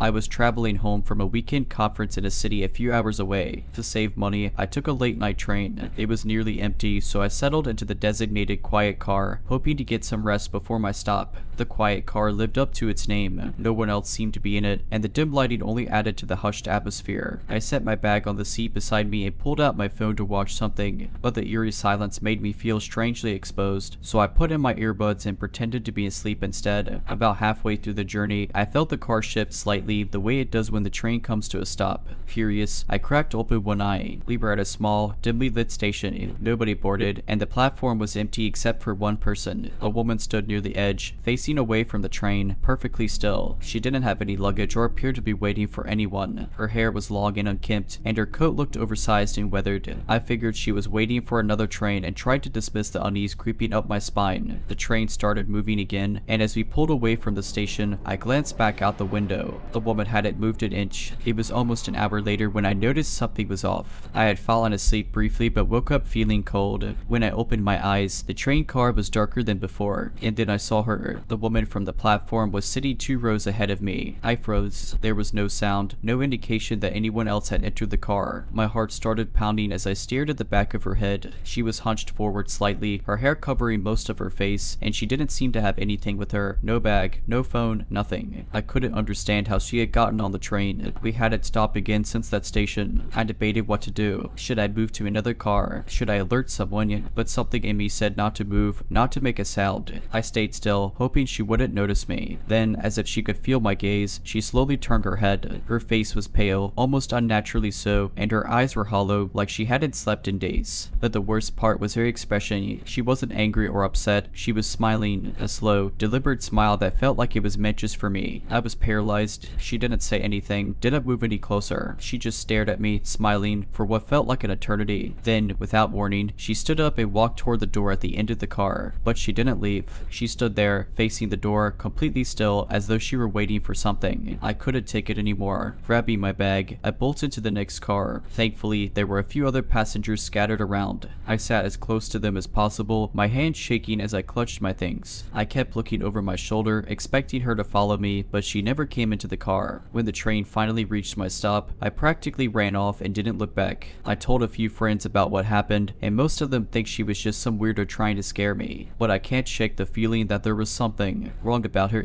I've taken that train a few times since, but I always avoid the quiet car. A few weeks passed after that encounter, and I managed to push the memory to the back of my mind. It became one of those stories you tell at parties, brushing it off as creepy but harmless. But deep down, I couldn't forget the way she smiled at me like she knew something I didn't. One evening, I was scrolling through social media when I came across a local news post. It was about an abandoned train station scheduled to be demolished. The article included photos of the station. My stomach dropped when I recognized it. It was the same station where I had first seen the woman. The article mentioned that the station had been closed for nearly a decade due to safety concerns. That didn't make sense. My train had stopped there, hadn't it? I couldn't shake the feeling that something was wrong, so I started digging. Late that night, I stumbled across a forum dedicated to urban legends and strange occurrences in my area. I hesitated but finally posted a description of the woman in the station, asking if anyone had experienced something similar. Most of the replies were jokes or ghost stories, but one comment stood out. Do not go back to that station. There's a reason they shut it down. The story goes, a woman was hit by a train there years ago. Some say she was running from someone, others say she jumped. Either way, she didn't survive. Since then, people have claimed to see her on the platform or even on the trains that pass through. But here's the thing, if she notices you, don't let her follow you home. She's been known to attach herself to people who pay her too much attention. I stared at the comment for a long time. It felt ridiculous. This couldn't be real. It was just an urban legend, right? But then things started happening. A few nights later, I was sitting in my living room when I heard a faint tapping at my window. I live on the second floor, so it didn't make sense. I tried to convince myself it was just a tree branch, even though there's no tree near that window. The next morning, I found small smudges on the glass. They looked like fingerprints. Over the following days, I kept catching glimpses of movement out of the corner of my eye. At first, I thought it was just my imagination, but one night, as I was heading to bed, I saw it clearly, a figure standing at the end of the hallway. My breath caught in my throat. It was her. She didn't move, didn't make a sound. She just stood there, smiling. I don't know how I managed to move, but I slammed my bedroom door shut and locked it. I didn't sleep at night. By morning, she was gone, but the sense of dread lingered. I started avoiding my apartment as much as possible, staying out late and crashing at friends' places. But no matter where I went, I felt like I was being watched. And then the dreams started. Dreams of being on the train again, of her sitting closer and closer to me. Her smile never wavering. I don't know what she wants or why she chose me. I've tried everything to get rid of her, cleansing rituals, therapy, even moving to a new apartment. But every so often, I still feel her presence. Sometimes it's the faint sound of tapping at the window. Other times, it's a fleeting shadow in the corner of my vision. I wish I could say the story ends there, but it doesn't. After I moved, things seemed to quiet down for a while. I started sleeping better, convincing myself that maybe she had finally let go of me. Maybe I had done something right, burning sage, moving cities, whatever. I even started using public transport again, though I avoided late night trains and stayed far from the quiet car. Then one evening, I was at a work function that ran later than expected. By the time I left, it was too late to catch a bus, and my car was in the shop. My coworkers had all left hours earlier, so I had no choice but to take a train. The platform was eerily empty when I arrived. I I reminded myself that it was just late and people were home where they should be. I checked the schedule. Only one train was left for the night. When it finally arrived, I hesitated. The train looked older than usual, like it hadn't been in service for years. But it was my only option. I stepped on, half expecting the lights to flicker dramatically like in a horror movie. Instead, it was just still. The car I entered was nearly empty except for a man reading a newspaper at the far end. He didn't look up as I passed him. I chose a seat in the middle, close to the doors, just in case. For the first 20 minutes, nothing happened. I told myself I was being paranoid. The woman wasn't here. She couldn't be. I was overreacting. But then I noticed something. The man with the newspaper was gone. I hadn't seen him leave, hadn't heard any doors. It was just me now. I tried to calm myself, but every nerve in my body screamed that something was wrong. And then I heard it. A faint, rhythmic tapping. It was coming from behind me. I froze. My body refused to turn around, but I didn't need to. I already knew what I would see. Slowly, the tapping got louder, closer. My breath hitched as I felt a cold draft sweep past me like someone had brushed by. The tapping stopped. My instincts screamed at me to move, to run, but I couldn't. And then, in the reflection of the window across from me, I saw her. She was standing in the aisle, her head tilted slightly, that same unsettling smile stretched across her face. But this time, she spoke. "You shouldn't have left me." Her voice was soft, almost a whisper, but it cut through the silence like a blade. I couldn't move, couldn't breathe.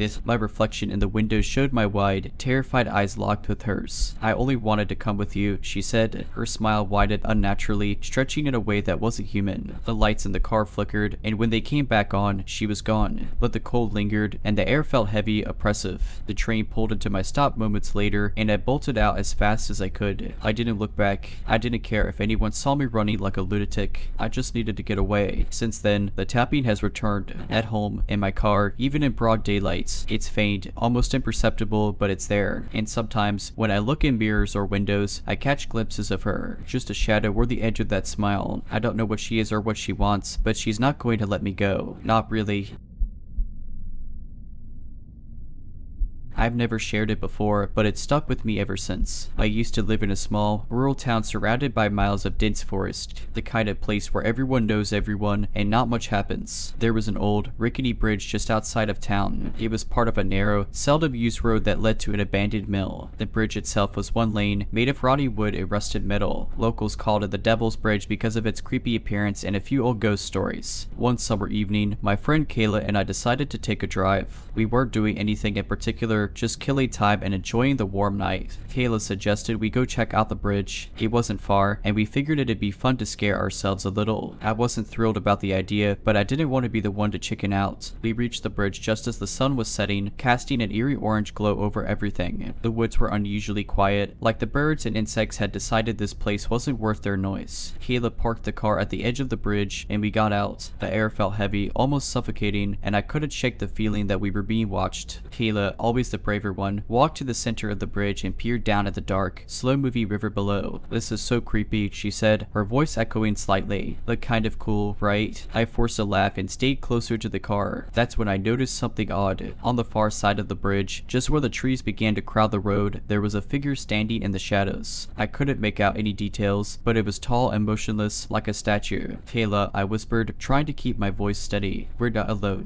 She turned to look and immediately froze. The figure took a single step forward, and my stomach dropped. It wasn't the movement itself that scared me, it was the way they moved. Jerky, like they weren't used to walking, and their proportions were, too long in some places, too thin in others. It didn't look right. "We need to go," Kayla said, her bravado gone. She started backing toward the car, and I followed. That's when we heard it. A low, guttural growl. It came from the direction of the figure, but it didn't sound human. It didn't sound animal either. It was deep, guttural, and seemed to reverberate through the air. The figure took another step, then another, moving faster now but still unnaturally. Kayla screamed, and we bolted for the car. I jumped into the passenger seat while she fumbled with the keys, her hands shaking so badly she almost dropped them. The engine roared to life, and she threw the car into reverse, tires screeching as we sped backward down the road. As we put distance between us and the bridge, I dared to look back. The figure was standing in the middle of the bridge now, perfectly still, watching us leave. Its head tilted slightly, almost curiously. Then, just as we turned a corner and lost sight of the bridge, it raised a long, long, thin arm and waved. We didn't stop until we were back in town, parked under the bright lights of the gas station. Neither of us said anything for a long time, and finally, Kayla broke the silence. "We're not telling anyone about this," she said, "ever." And we didn't. At least, not until now. We never went back to the bridge, and as far as I know, no one else has seen anything unusual there. But every now and then, I dream about that figure, about the way it moved, about that wave. For weeks after that night, I couldn't shake the feeling that something had followed me home. My room, which had always been my safe space, felt wrong. Too quiet, too still. At night, I'd hear faint creaks in the floorboards or the sound of soft rustling, like someone brushing against the walls. I told myself it was just my imagination, the after effects of the bridge playing tricks on me. Kayla and I didn't talk about what happened, not directly, but we both changed. She stopped wanting to drive anywhere after dark, and I started sleeping with my bedroom light on. Even though we'd promised not to tell anyone, I caught her glancing nervously at the woods whenever we drove by, as if she expected that thing to step out at any moment. One night, a couple of months after the bridge incident, I woke up suddenly. It was that kind of waking where you're not sure what disturbed you, but your heart is racing. My room was bathed in the soft glow of my lamp, and for a moment, everything seemed normal. Then I noticed the shadow. It was on my ceiling, stretched and distorted, but unmistakable. Long arms, thin legs, a too tall figure. The shadow didn't move, but it was there, looming over me like it had seeped into the cracks in my walls. I couldn't scream. I couldn't move. I just stared at it, my breath caught in my throat. The shadow began to shift, not like a person walking, but like smoke curling in the air. It crawled down the wall, elongating as it reached the corner of my room, where it stopped. Then, in one impossibly smooth motion, it stretched toward my bed. I finally found my voice and screamed, bolting upright and scrambling backward until I hit the wall. My parents burst into my room seconds later, their faces pale and alarmed. "What's wrong?" my mom demanded, flipping on the overhead light. The shadow was gone. The room was completely normal. I tried to explain, but the words wouldn't come out right. My parents chalked it up to a bad dream, and maybe that's what it was. But I didn't sleep the rest of the night. After that, things escalated. Kayla started having nightmares too. She said she'd wake up and feel like something was standing at the foot of her bed, watching her. One night, she called me at 3 a.m., sobbing. She swore she saw the figure from the bridge standing outside her window, its face pressed against the glass. By the time she worked up the courage to look again, it was gone. We decided to talk to someone about it. There was an old man in town, Mr. Grayson, who was known for being a bit of a local historian. He loved telling stories about the area's folklore and legends. When we mentioned the bridge, his expression darkened. "You went to the Devil's Bridge?" he asked, his voice low. We nodded. He shook his head, muttering something under his breath. "People always think it's just a name, a silly story," he said. "But that bridge, it's a boundary, a doorway, if you will. Things linger there, things that don't belong in our world. You must have caught its attention." I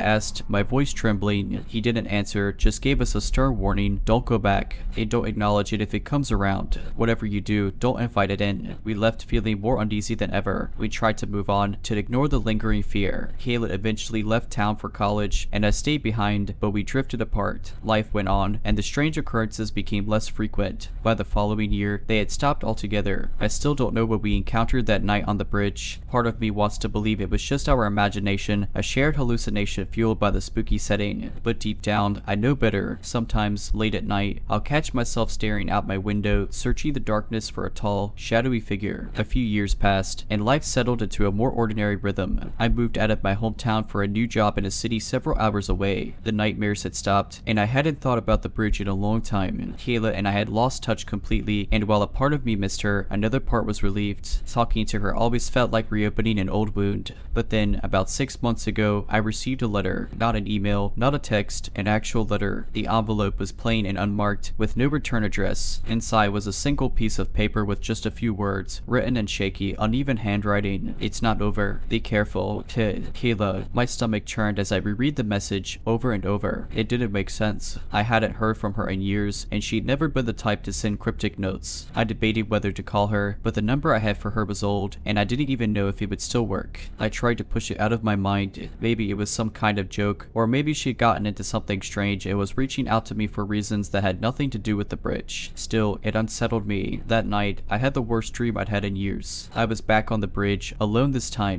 The air was heavy and thick, just like before, and the woods were eerily silent. I couldn't see the far side of the bridge, just an endless black void. As I stood there, I heard the growl again, low, guttural, vibrating to the air around me. I tried to run, but my legs wouldn't move. Something emerged from the darkness ahead. It wasn't the figure we'd seen that night, it was worse. Its limbs were impossibly long, its face a blank, featureless expanse of pale skin. It crawled toward me, its movements jerky and wrong, and I knew, somehow I just knew, that if it reached me, I wouldn't wake up. I woke up drenched in sweat, my heart pounding. For the first time in years, I slept with all the lights on. The letter and the dream left me rattled, but I tried to convince myself it was a coincidence, a bad prank, a bad memory. Then the sighting started. It began with little things, a shadow flickering at the edge of my vision, a faint tapping at my window late at night. Even though I lived on the 3rd floor, I'd hear footsteps in the hallway outside my apartment, but when I checked, no one was there. One night, I was walking home from a late shift at work when I felt it, that oppressive, heavy feeling in the air. My steps slowed, and my breath caught in my throat. I didn't want to turn around, but I couldn't help myself. It was there, standing in the pool of light cast by a street lamp about 20 feet behind me. Its arms hung at unnatural angles, its head tilted, and it was just watching me. My body froze, every instinct screaming at me to run, but my legs wouldn't cooperate. Then it started moving, slowly at first, but with each step, its pace quickened. It didn't walk, it glided, its body jerking unnaturally as it closed the distance between us. I don't know how I did it, but I broke free of the paralysis and ran. I didn't look back. I didn't stop until I was inside my apartment, every door locked and every curtain drawn. Since that night, I've lived in constant fear. It's always there, lurking at the edges of my life, waiting for the right moment. I've tried to research, to find answers, but nothing explains what we saw on that bridge, or why it's still haunting me. I don't know if Kayla is still alive. I don't know what it wants, but I know one thing for certain.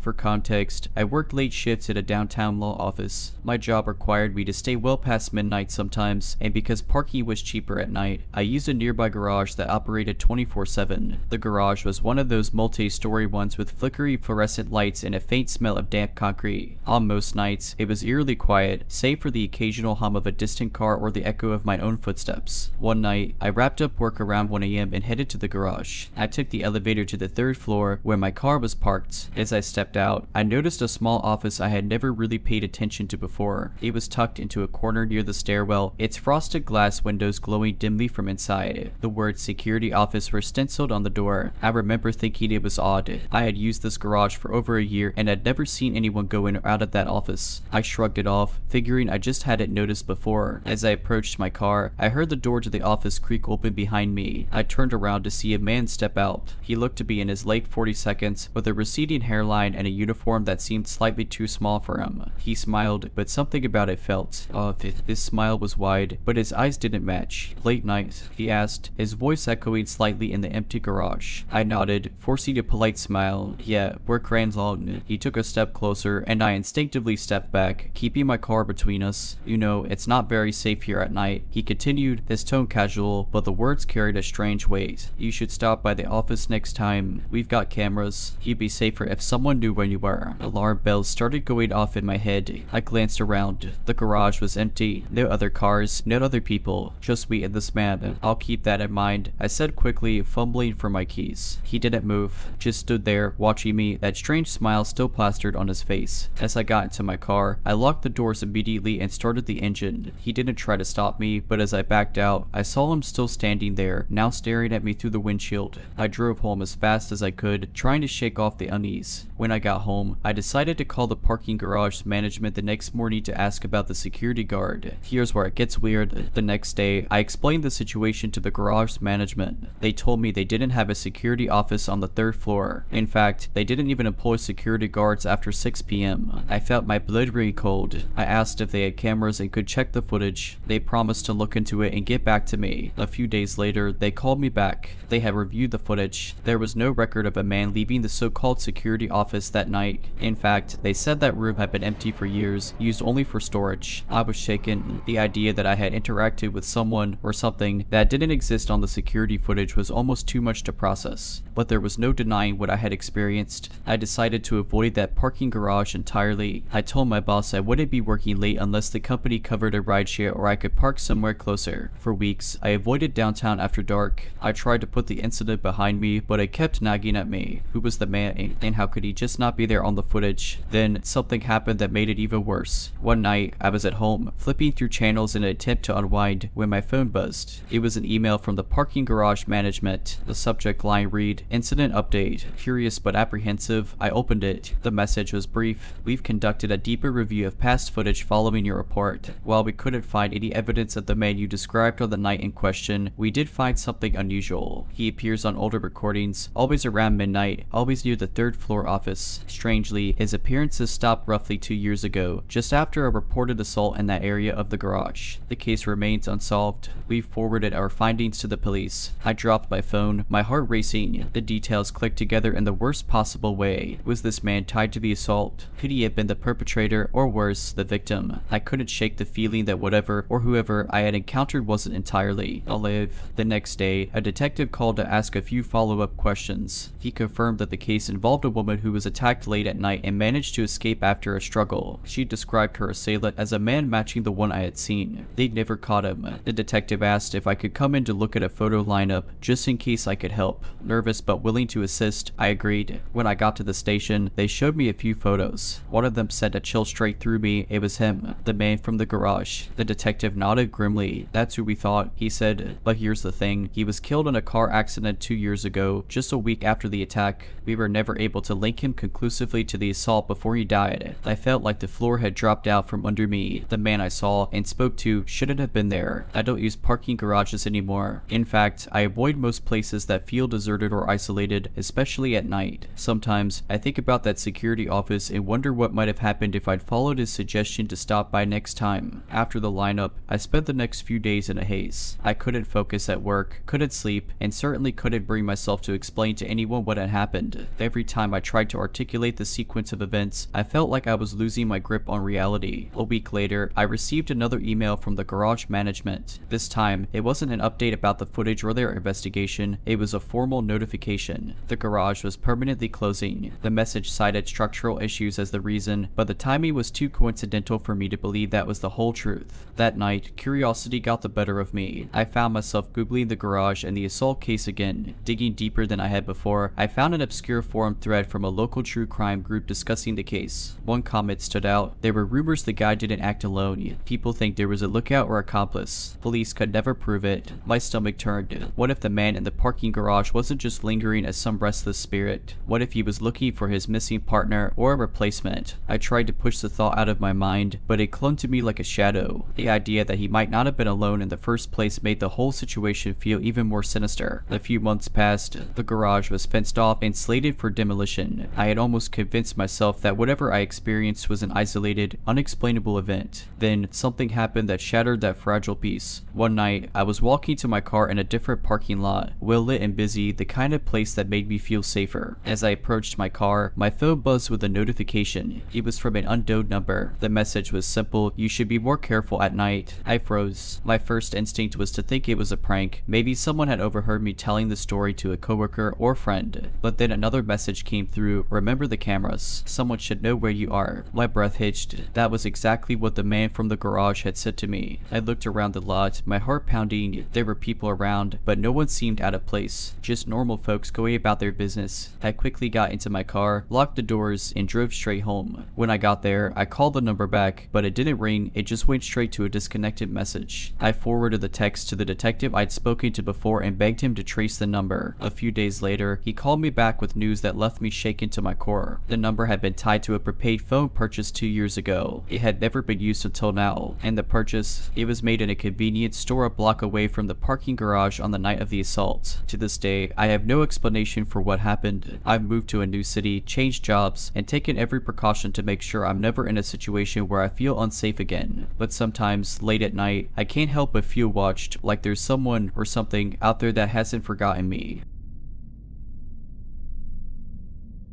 For context, I live alone in a small apartment. It's nothing fancy, but it's cozy and I've always felt safe there. At least, until this happened. I had been working late on a project and decided to take a quick break around midnight. My apartment is open plan, and from my desk in the corner of the living room, I can see most of the place: the kitchenette, the couch, the TV, and the hallway that leads to the bedroom and bathroom. There's a large antique mirror hanging in the hallway. I picked it up at a flea market years ago because I liked its ornate frame. It's one of the few decorative things I own, and it's never given me any bad vibes. Until that night, as I got up from my desk to grab a snack, something in the mirror caught my eye. It was subtle, just a shift in the shadows, but enough to make me stop and look. At first, I thought it was just a trick of the light. The hallway was dim, and the glow from my desk lamp created weird reflections. But as I stood there staring, I saw it again. A figure, not behind me in the room, in the mirror. It was faint, like it was standing just beyond the surface, in a space I couldn't see. The outline of a person, tall, with broad shoulders, and something strange about the face. It was blurred, like looking through frosted glass. My heart started pounding as I turned to check the hallway behind me. Nothing, just the empty hallway, silent and still. When I looked back at the mirror, the figure was gone. I laughed nervously, chalking it up to sleep deprivation. I made myself a cup of tea and tried to forget about it, but as the night went on, I couldn't shake the feeling that something was off. Every time I glanced at the mirror, I felt a heavy sense of unease, like I was being watched. Around 2 a.m., I decided to call it a night. I turned off my computer, brushed my teeth, and headed to bed. But as I walked past the mirror, I felt compelled to look. I didn't want to, but it was like an invisible force was pulling my eyes toward it. The figure was back. This time, it was clearer. I could make out the shape of its head and shoulders, and its face. Its face was still blurred, but now it had eyes. Two dark, sunken voids that seemed to pierce through me. It didn't move, but I swear it was looking right at me. I stumbled backward, my heart racing. I didn't dare look away, afraid that if I did, it would come through. Slowly, I backed into my bedroom and closed the door. I locked it, something I'd never done before, and sat on the bed, trying to calm down. I barely slept that night. Every creak and groan of the apartment felt like footsteps. I kept expecting to see the figure standing at the foot of my bed or hear it scratching at the door, but nothing happened. The next morning, I decided the mirror had to go. I took it down, wrapped it in an old blanket, and drove it to a donation center.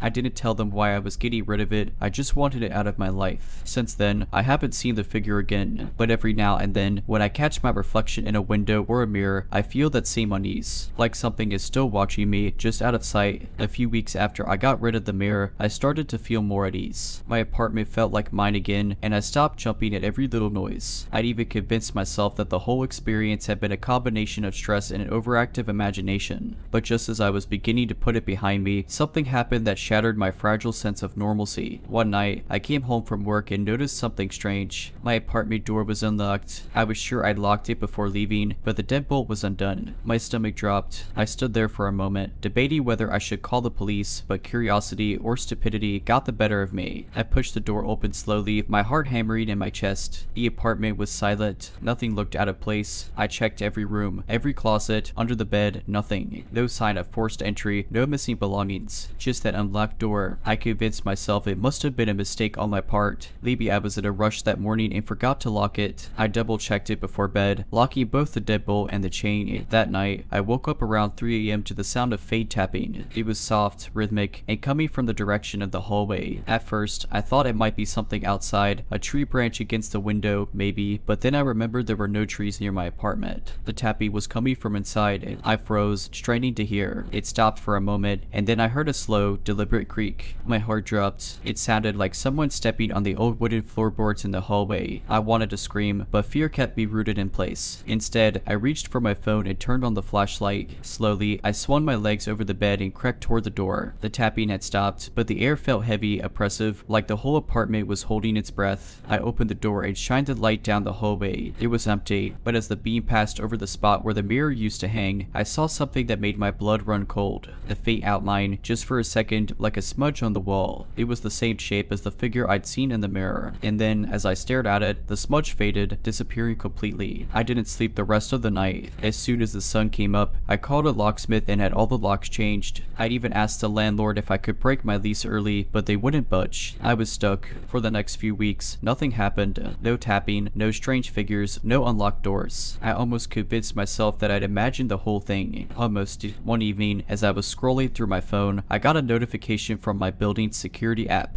It's one of those systems where you can see footage from the cameras in the lobby and hallways. The notification said there had been unusual activity near my unit. Curious, I opened the app and clicked on the video. The footage was from the hallway outside my apartment. Time-stamped at 2:58 a.m. It was grainy and a little blurry, but I could clearly see my door. And then I saw it. The figure. It wasn't standing in the hallway. It was reflected in the glass of a framed photo on the opposite wall. Tall, broad shoulders, and those same hollow eyes. It stood there for a moment, motionless, before slowly fading out of view. I don't know what it is or what it wants, but I've made arrangements to move out at the end of the month. month. Until then, I've covered every reflective surface in my apartment with sheets and avoid looking at anything that might show my reflection. Moving out couldn't come soon enough. Every day, I felt the oppressive weight of its presence, even though I never saw it directly again. I'd hear the faint tapping late at night, feel the inexplicable chill in the air, or catch fleeting shadows where there shouldn't be any. But the worst part wasn't the sounds or the sensations, it was the feeling of being watched. Constantly, I packed my things during the day, always with music or a podcast playing to keep my mind distracted. I didn't even want to think about what might happen in the silence. Every box I taped up felt like a step closer to freedom. The last night before my move, I couldn't sleep.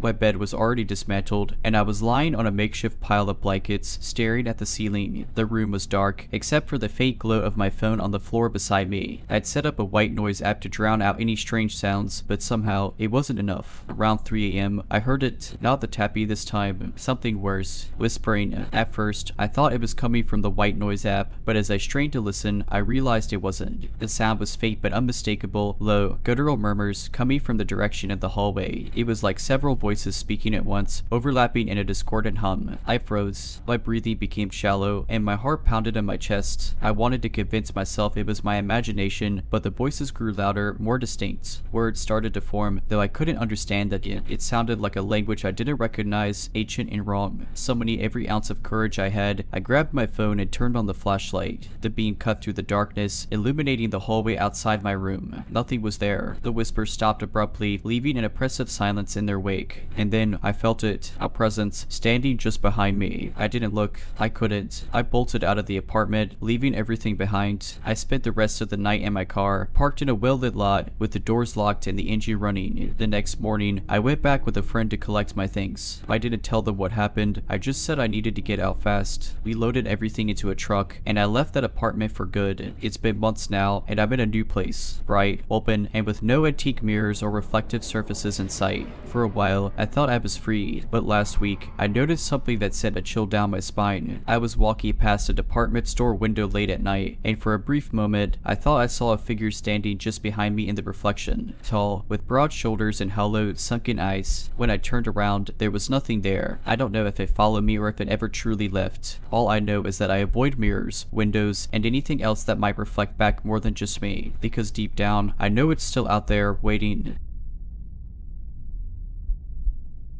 About a year ago, I started a new job in an old, towery office building downtown. The place had that vintage charm, wood-paneled walls, creaky elevators, and frosted glass doors for every suite. My office was on the 5th floor, and I worked late most nights because I was new and wanted to make a good impression. One evening, I was in the elevator heading down to the lobby after an especially late night. I was alone, and as the elevator descended, it jolted slightly and stopped on the 7th floor. The doors opened, revealing a dimly lit hallway. I didn't think much of it. Maybe someone had pressed the button but decided to take the stairs. Still, something about the 7th floor gave me the creeps. The lights flickered faintly, and I noticed every door along the hallway was shut tight, except one. At the far end, a single door stood slightly ajar. I felt a shiver but figured it was just my tired mind playing tricks on me. I reached for the closed door button when I heard it, a soft, rhythmic tapping sound like fingernails on wood. It came from the direction of that open door. Against my better judgment, I stepped out of the elevator. The hallway was eerily silent except for the faint tapping. I approached the door cautiously, peering into the crack. Inside, the room was almost entirely dark, save for a flickering fluorescent light in the corner. At first, I saw nothing unusual, just a few old filing cabinets and scattered papers. But then my eyes adjusted, and I noticed something where someone crouched in the far corner. The figure didn't move, but I could hear the tapping more clearly now. It was coming from the figure's direction. They were facing the wall, their head tilted at an unnatural angle, and their arms. They were too long, almost reaching the floor. My breath caught in my throat as the tapping suddenly stopped, and the figure turned its head toward me. Its face, if you could call it that, was blank. No eyes, no mouth, just smooth, pale skin. And yet, I felt it staring directly at me. I stumbled back into the hallway, my heart pounding in my chest. I ran back to the elevator, slamming the button repeatedly until the doors mercifully closed. As the elevator descended, I half expected it to stop again, but it didn't. When I reached the lobby, I bolted out of the building without looking back. The next day, I couldn't shake what I'd seen. I decided to ask asked one of the longtime employees about the 7th floor. He gave me a puzzled look and said, "There's no 7th floor. That floor has been sealed off for years." A few weeks passed, and I tried to convince myself that what I saw was just a result of sleep deprivation and stress, but the memory of that figure in the corner haunted me. I started asking subtle questions around the office, nothing too direct, just casual mentions of the building's history. Most people shrugged and said they didn't know much about it. One janitor, an older man named Ray, told me the building was nearly a century old and had been everything from a law office to a newspaper headquarters. One day, I finally worked up the nerve to ask about the 7th floor directly. Ray paused mid-sweep of the hallway, his expression shifting to something unreadable. "You don't want to go poking around up there," he said after a long silence. "Why not?" I pressed, trying to sound nonchalant. "They sealed it off for a reason," he said quietly. "People used to work up there. A lot of people. Until they didn't." That cryptic answer only made me more curious. I spent my lunch breaks digging through old newspaper archives online. It took some time, but I eventually found an article about a fire on the 7th floor. It happened decades ago, back when the building was used as an accounting firm. The article claimed a disgruntled employee had started the fire in the middle of the workday, trapping several people in the office. 7 were killed, and the floor was damaged so badly that it was never fully repaired. Instead, it was walled off, leaving only the structural frame intact. The story gave me chills, but it didn't explain what I'd seen, or why the elevator had stopped there that night. I tried to let it go, but my curiosity kept gnawing at me. Against my better judgment, I decided to go back. This time, I planned to record everything on my phone. I waited until late one evening when the building was mostly empty. Armed with a flashlight and shaky confidence, I took the elevator to the 6th floor and walked up the stairs to the 7th. A metal gate barred the way, but it wasn't locked. I pushed it open with a screech that echoed down the dark hallway. The air was stale and cold, and the lights flickered just as I remembered. I walked slowly, my footsteps muffled by the thick layer of dust on the carpet. As I approached the same door that had been ajar before, I noticed it was now closed. My hand trembled as I reached for the handle. The door creaked open to reveal the same room, its flickery light casting eerie shadows. The filing cabinets were still there, as were the scattered papers, but the corner where the figure had been crouching was empty. I stepped inside, my flashlight sweeping the room, and then I heard the tapping, soft, deliberate, coming from behind me. I spun around, my flashlight beam darting wildly. The door slammed shut with a deafening bang, and the tapping grew louder, closer. My phone slipped from my hand, clattering to the floor, and the light flickered out completely. In the pitch black, I felt something cold brush against my arm. I read it. I didn't think. I just bolted for the door, yanking it open and sprinting down the hallway. I didn't stop until I was back in the elevator, pounding the button for the lobby. The doors finally closed, and as the elevator descended, I felt a cold dread wash over me. In the reflection of the mirrored walls, I saw it, the blank face, staring over my shoulder. When the elevator reached the lobby, the reflection was gone, but the feeling of being watched hasn't left me since. I quit my job a week later and moved to a different city, but sometimes, late at night, I still hear that tapping. Life after quitting the job was quieter, at least at first. I moved to a smaller city, took a remote position, and avoided tall office buildings altogether. I figured distance was the best cure for whatever had happened back on the 7th floor. For months, I didn't hear the tapping or see any sign of that blank-faced figure. Slowly, I started to believe it was over. Then, one night, I woke to a sound. At first, I thought it was rain against my window. It had that irregular rhythm, soft and persistent. But as my groggy brain adjusted, I realized it wasn't coming from outside. It was coming from inside my bedroom. Tap, tap, tap.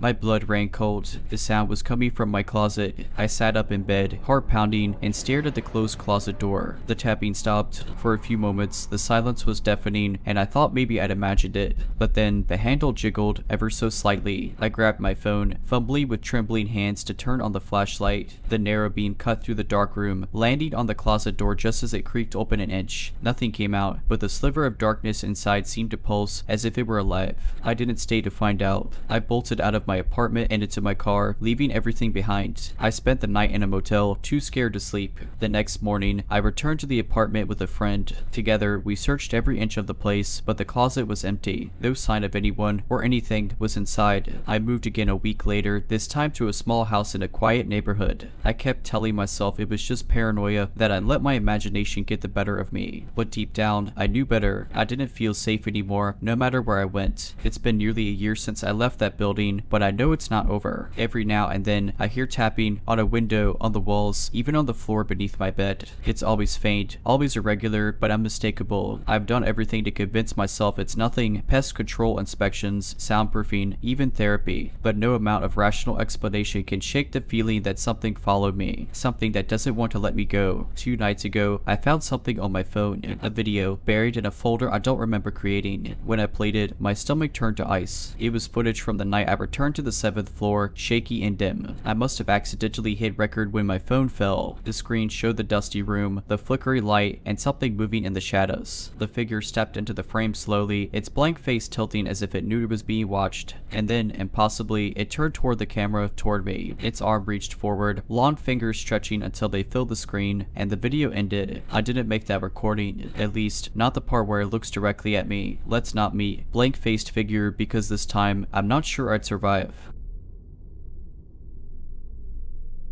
I used to take late night walks to clear my head, especially after stressful days. There was a particular route I loved that included an overpass with a view of the highway below. The steady hum of traffic was oddly soothing. One night, I decided to head out for one of these walks around 11 p.m. It was summer, so the air was warm and heavy with the scent of blooming flowers. The overpass was about 20 minutes from my house, and the streets were eerily quiet. As I approached it, I noticed a figure standing by the railing, leaning over slightly. It wasn't uncommon to see other night owls enjoying the view, so I didn't think much of it, but as I got closer, I realized something was off. The person wasn't just leaning, they were staring down at the traffic, completely motionless. Their posture was unnaturally rigid, like a mannequin propped up for display. They were wearing a hooded sweatshirt, the hood pulled up despite the warm weather. I felt a flicker of unease but brushed it off. Maybe they were just deep in thought or having a tough time. I kept my distance, walking to the other side of the overpass. I didn't want to intrude on their space. When I was about halfway across, I noticed them turn their head slightly as if following me with their eyes. My heart rate picked up, but I told myself to stay calm. It wasn't like they were doing anything threatening yet. Then I heard it, a faint scraping sound, like metal against concrete. I turned my head just enough to see that the person was dragging something along the ground as they started walking toward me. It was long and thin, glinting faintly under the orange streetlights. My stomach dropped. It looked like a crowbar. I tried to act normal, picking up my pace slightly but not enough to make it obvious I was scared. The person matched my speed, and the scraping sound grew louder, more deliberate. By the time I reached the end of the overpass, I was practically speed walking. I glanced back once and saw the person had broken into a jog, the crowbar still in their hand. That's when my adrenaline kicked in, and I started running. I didn't stop until I reached a well-lit convenience store about 3 blocks away. I burst through the doors, gasping for breath, and the cashier looked at me with wide eyes. I told him someone was following me, and he immediately called the police. I stayed inside, peeking out the windows, but I didn't see anyone. When the police arrived, I gave them a description of the person. They promised to patrol the area but didn't seem overly concerned. I never found out if they caught the person or if they were just trying to scare me. I've stopped taking late night walks since then. In the weeks following the incident, I couldn't shake the feeling of being watched. My once peaceful neighborhood suddenly felt suffocating, the shadows on every street corner hiding potential threats. I installed extra locks on my doors and made sure every window was secured before bed. It felt paranoid, but I couldn't help it. A couple of days after my overpass encounter, I decided to confide in a coworker, Sam. She was the kind of person who didn't scare easily, and I figured she might have some practical advice. When I told her what had happened, her face went pale. Wait, she said slowly, was it on the overpass near Mill Street? Yeah, I replied, my heart sinking. Why? Sam hesitated, then leaned in closer. About a year ago, a girl I went to high school with had something similar happen to her. She was walking on that same overpass late at night and saw a guy just standing there. She said he started following her, but when she ran, he didn't. He just stood there, watching her until she was out of sight. I felt a chill run down my spine. Did she go to the police? She did, but nothing ever came of it. They chalked it up to a random weirdo. But here's the creepy part, Sam said, lowering her voice. A couple of months later, there were reports of missing pets in the area. Dogs, mostly, and a few cats. People swore they saw someone carrying tools around at night, but no one could ever describe him clearly. Eventually, it stopped, and everyone just forgot about it. By now, my hands were trembling.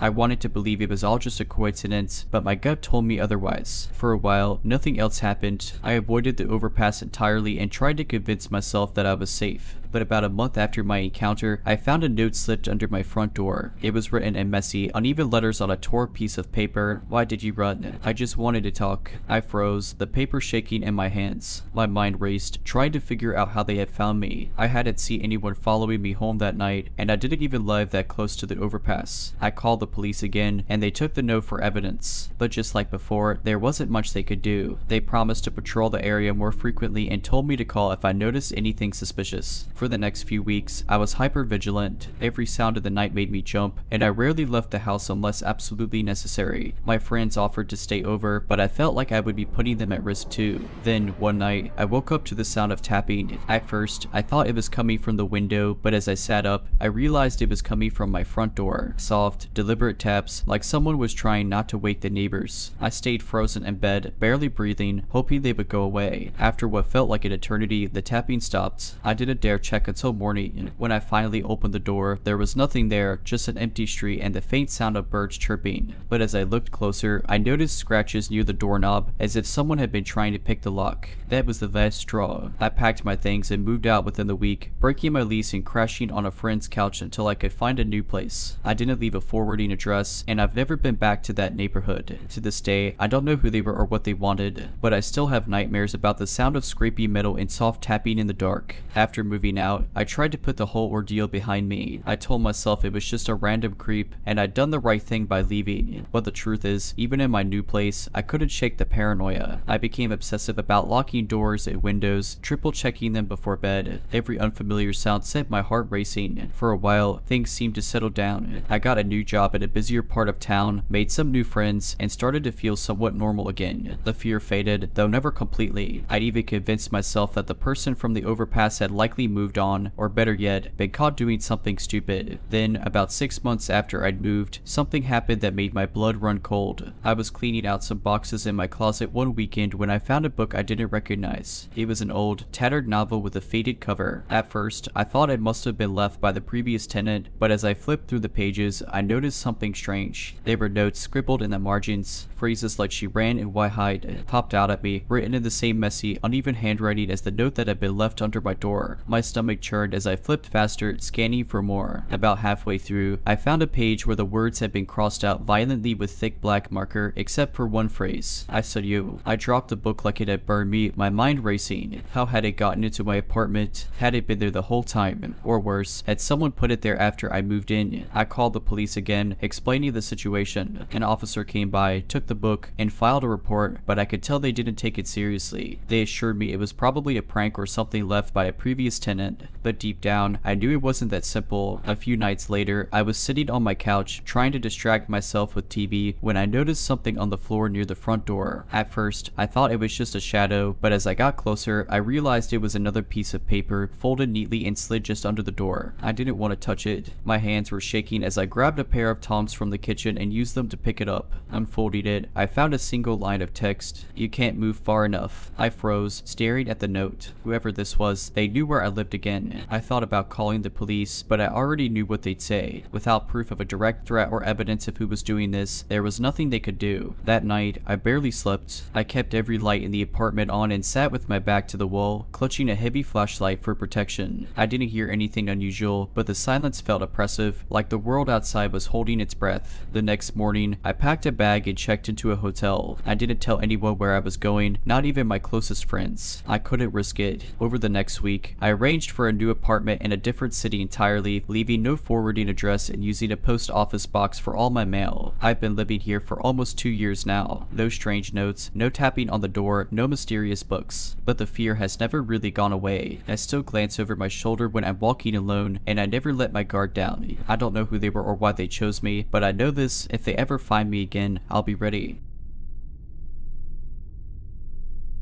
I went to a pretty large university, and like most students, I had a membership to the campus gym. I'd always gone in the evenings because it wasn't as crowded as during the day. I liked the solitude. Fewer people meant shorter waits for equipment, and honestly, fewer distractions. One evening, I went for my usual workout around 9:30 p.m. The gym was nearly empty, save for a few dedicated athletes and the staff at the front desk. I headed to the locker room to stash my bag. When I walked in, it was silent, completely empty, or so I thought. The gym's locker room had an odd layout. It was long and narrow, with rows of lockers lining both sides. You couldn't see around the corners unless you were directly in front of them. I picked a spot about halfway down the row and started changing into my workout gear. That's when I heard it, the faint sound of metal clanging together, like someone was fiddling with a lock or a latch. It was subtle but distinct. I froze for a second, listening, but it stopped almost as quickly as it started. Assuming it was just someone further down, I shrugged it off and continued getting ready. I was lacing up my shoes when I heard it again, this time louder, almost deliberate. It It wasn't coming from the lockers near me, though. It sounded like it was coming from the far corner of the room, just out of sight. Hello, I called out, feeling a little silly. No response. I told myself it was nothing, probably just the pipes or something mechanical in the old building. I finished up and headed to the gym floor. I had a great workout, an hour of weights, followed by some cardio. By the time I was done, it was close to 11 p.m. The gym was practically deserted, and I decided to head back to the locker room to grab my stuff. As I stepped inside, the locker room felt off. The air was colder, and the fluorescent lights overhead were flickering slightly. I chalked it up to exhaustion and walked to my locker. The place was completely silent, no more metal sounds, no footsteps, nothing. I grabbed my bag and was about to leave when I noticed something weird. The locker next to mine was wide open. I distinctly remembered it being closed when I arrived. I would have noticed because it was directly at eye level. It wasn't just open, though. The lock was hanging from the latch, and the door looked like it had been bent outward, like someone had pried it open. I stood there staring at it for a moment, trying to figure out what to do. Should I tell someone? Was someone here? That's when I heard breathing, low, shallow breathing, like someone trying not to be hurt. My heart jumped into my throat. The sound was coming from behind me. Slowly, I turned around, scanning the room. At first, I didn't see anything, just rows of lockers and shadows. Then I saw it. Someone crouched behind the last row, half hidden in the dim light. It was a man, dressed in dark clothes, his face partially obscured by a hoodie. He wasn't looking at me, though. He was looking down, fiddly with something in his hands.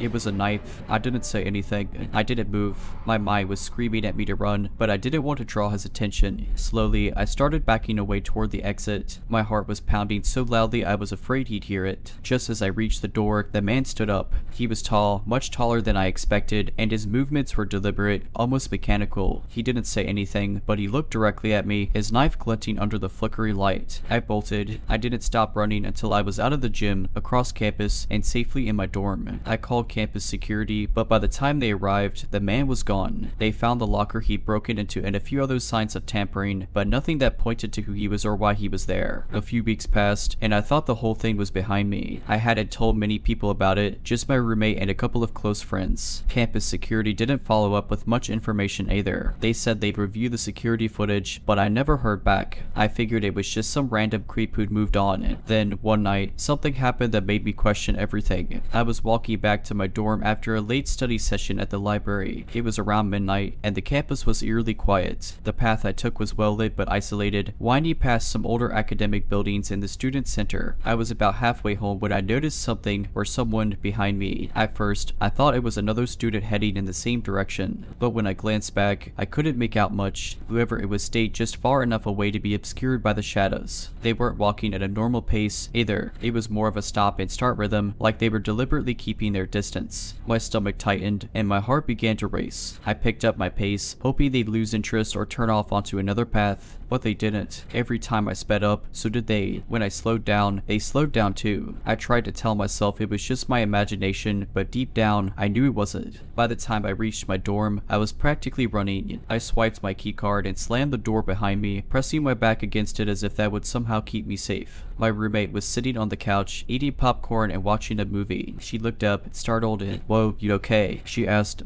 There was someone following me, I said, my voice shaking. I don't know who, but they were definitely following me. She got up and locked the door, peeking out through the peephole. "I don't see anyone," she said, trying to reassure me. Maybe it was just another student. I wanted to believe her, but something about it didn't sit right. I stayed up late that night, jumping at every little sound. Around 3 a.m., I finally dozed off. When I woke up the next morning, there was a folded piece of paper slid under our door. My blood ran cold as I picked it up. The note was short but chilling, and "You run fast. Let's see how long you can keep it up." I immediately showed the note to campus security. They seemed concerned but didn't offer much more than promises to increase patrols around the dorms. My roommate and I started double checking the locks and sticking together as much as possible. For a while, things were quiet again, but a few weeks later, I started noticing strange things, small, subtle signs that someone had been in places they shouldn't have been. My gym bag, which I kept shoved under my bed, was pulled out just slightly. A pair of shoes I never wore were moved to the middle of the room. The worst was when I found a locker key sitting on my desk one evening. It wasn't mine, and it didn't belong to anyone I knew. through, but I recognized it. It looked exactly like the locks we use at the gym. I don't know how he got in or how he managed to avoid being caught, but I was terrified. I stopped going out at night altogether and started carrying pepper spray everywhere I went. Eventually, the semester ended and I moved off campus. I changed my routine, made new friends, and tried to put it all behind me. But sometimes, when I'm out late or walking alone, I catch myself looking over my shoulder, half expecting to see him there. After moving off campus, I thought I'd finally found some peace. My new apartment was in a quiet area a few miles from school, and I made sure it had good security, keycard entry for the building,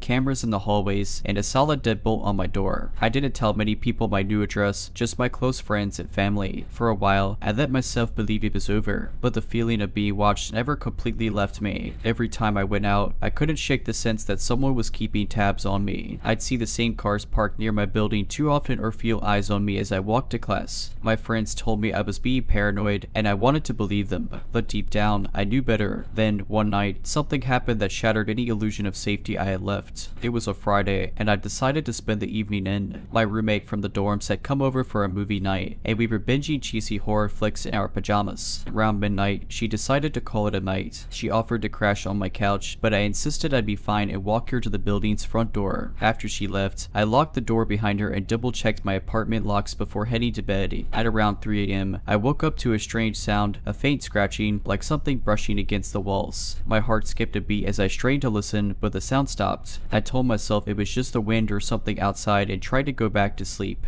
Then it started again, louder this time. It wasn't coming from outside, it was coming from inside the apartment. I sat up, every nerve in my body on high alert. The scratching seemed to be coming from the living room. Slowly, I got out of bed, grabbed the pepper spray I kept on my nightstand, and crept toward the door. I could feel my heart pounding in my ears as I turned the knob as quietly as I could. The living room was dark, the only light coming from the faint glow of the street lights outside. I scanned the room but didn't see anything out of place. Just as I started to relax, I heard it again, this time coming from the kitchen. I moved toward the sound, my hands trembling as I flipped on the light. My breath caught in my throat. The kitchen window was open. I knew for a fact I'd locked it earlier. The lock was still engaged, but the frame had been forced, the wood splintered where someone had pried it open. My stomach dropped as I realized the scratching sound hadn't been random, it had been someone breaking in. I grabbed my phone and dialed 911, whispering to the operator as I backed away from the window. I hadn't even finished explaining the situation when I heard it, a low, deliberate laugh coming from behind me. I spun around, pepper spray at the ready, but the room was empty, or so I thought. Then I saw it. The man from the locker room was standing in the corner of my living room, partially obscured by the shadows. He wasn't holding a knife this time, just standing there, watching me with a chilling grin on his face. My body froze, every instinct screaming at me to run, but I couldn't move.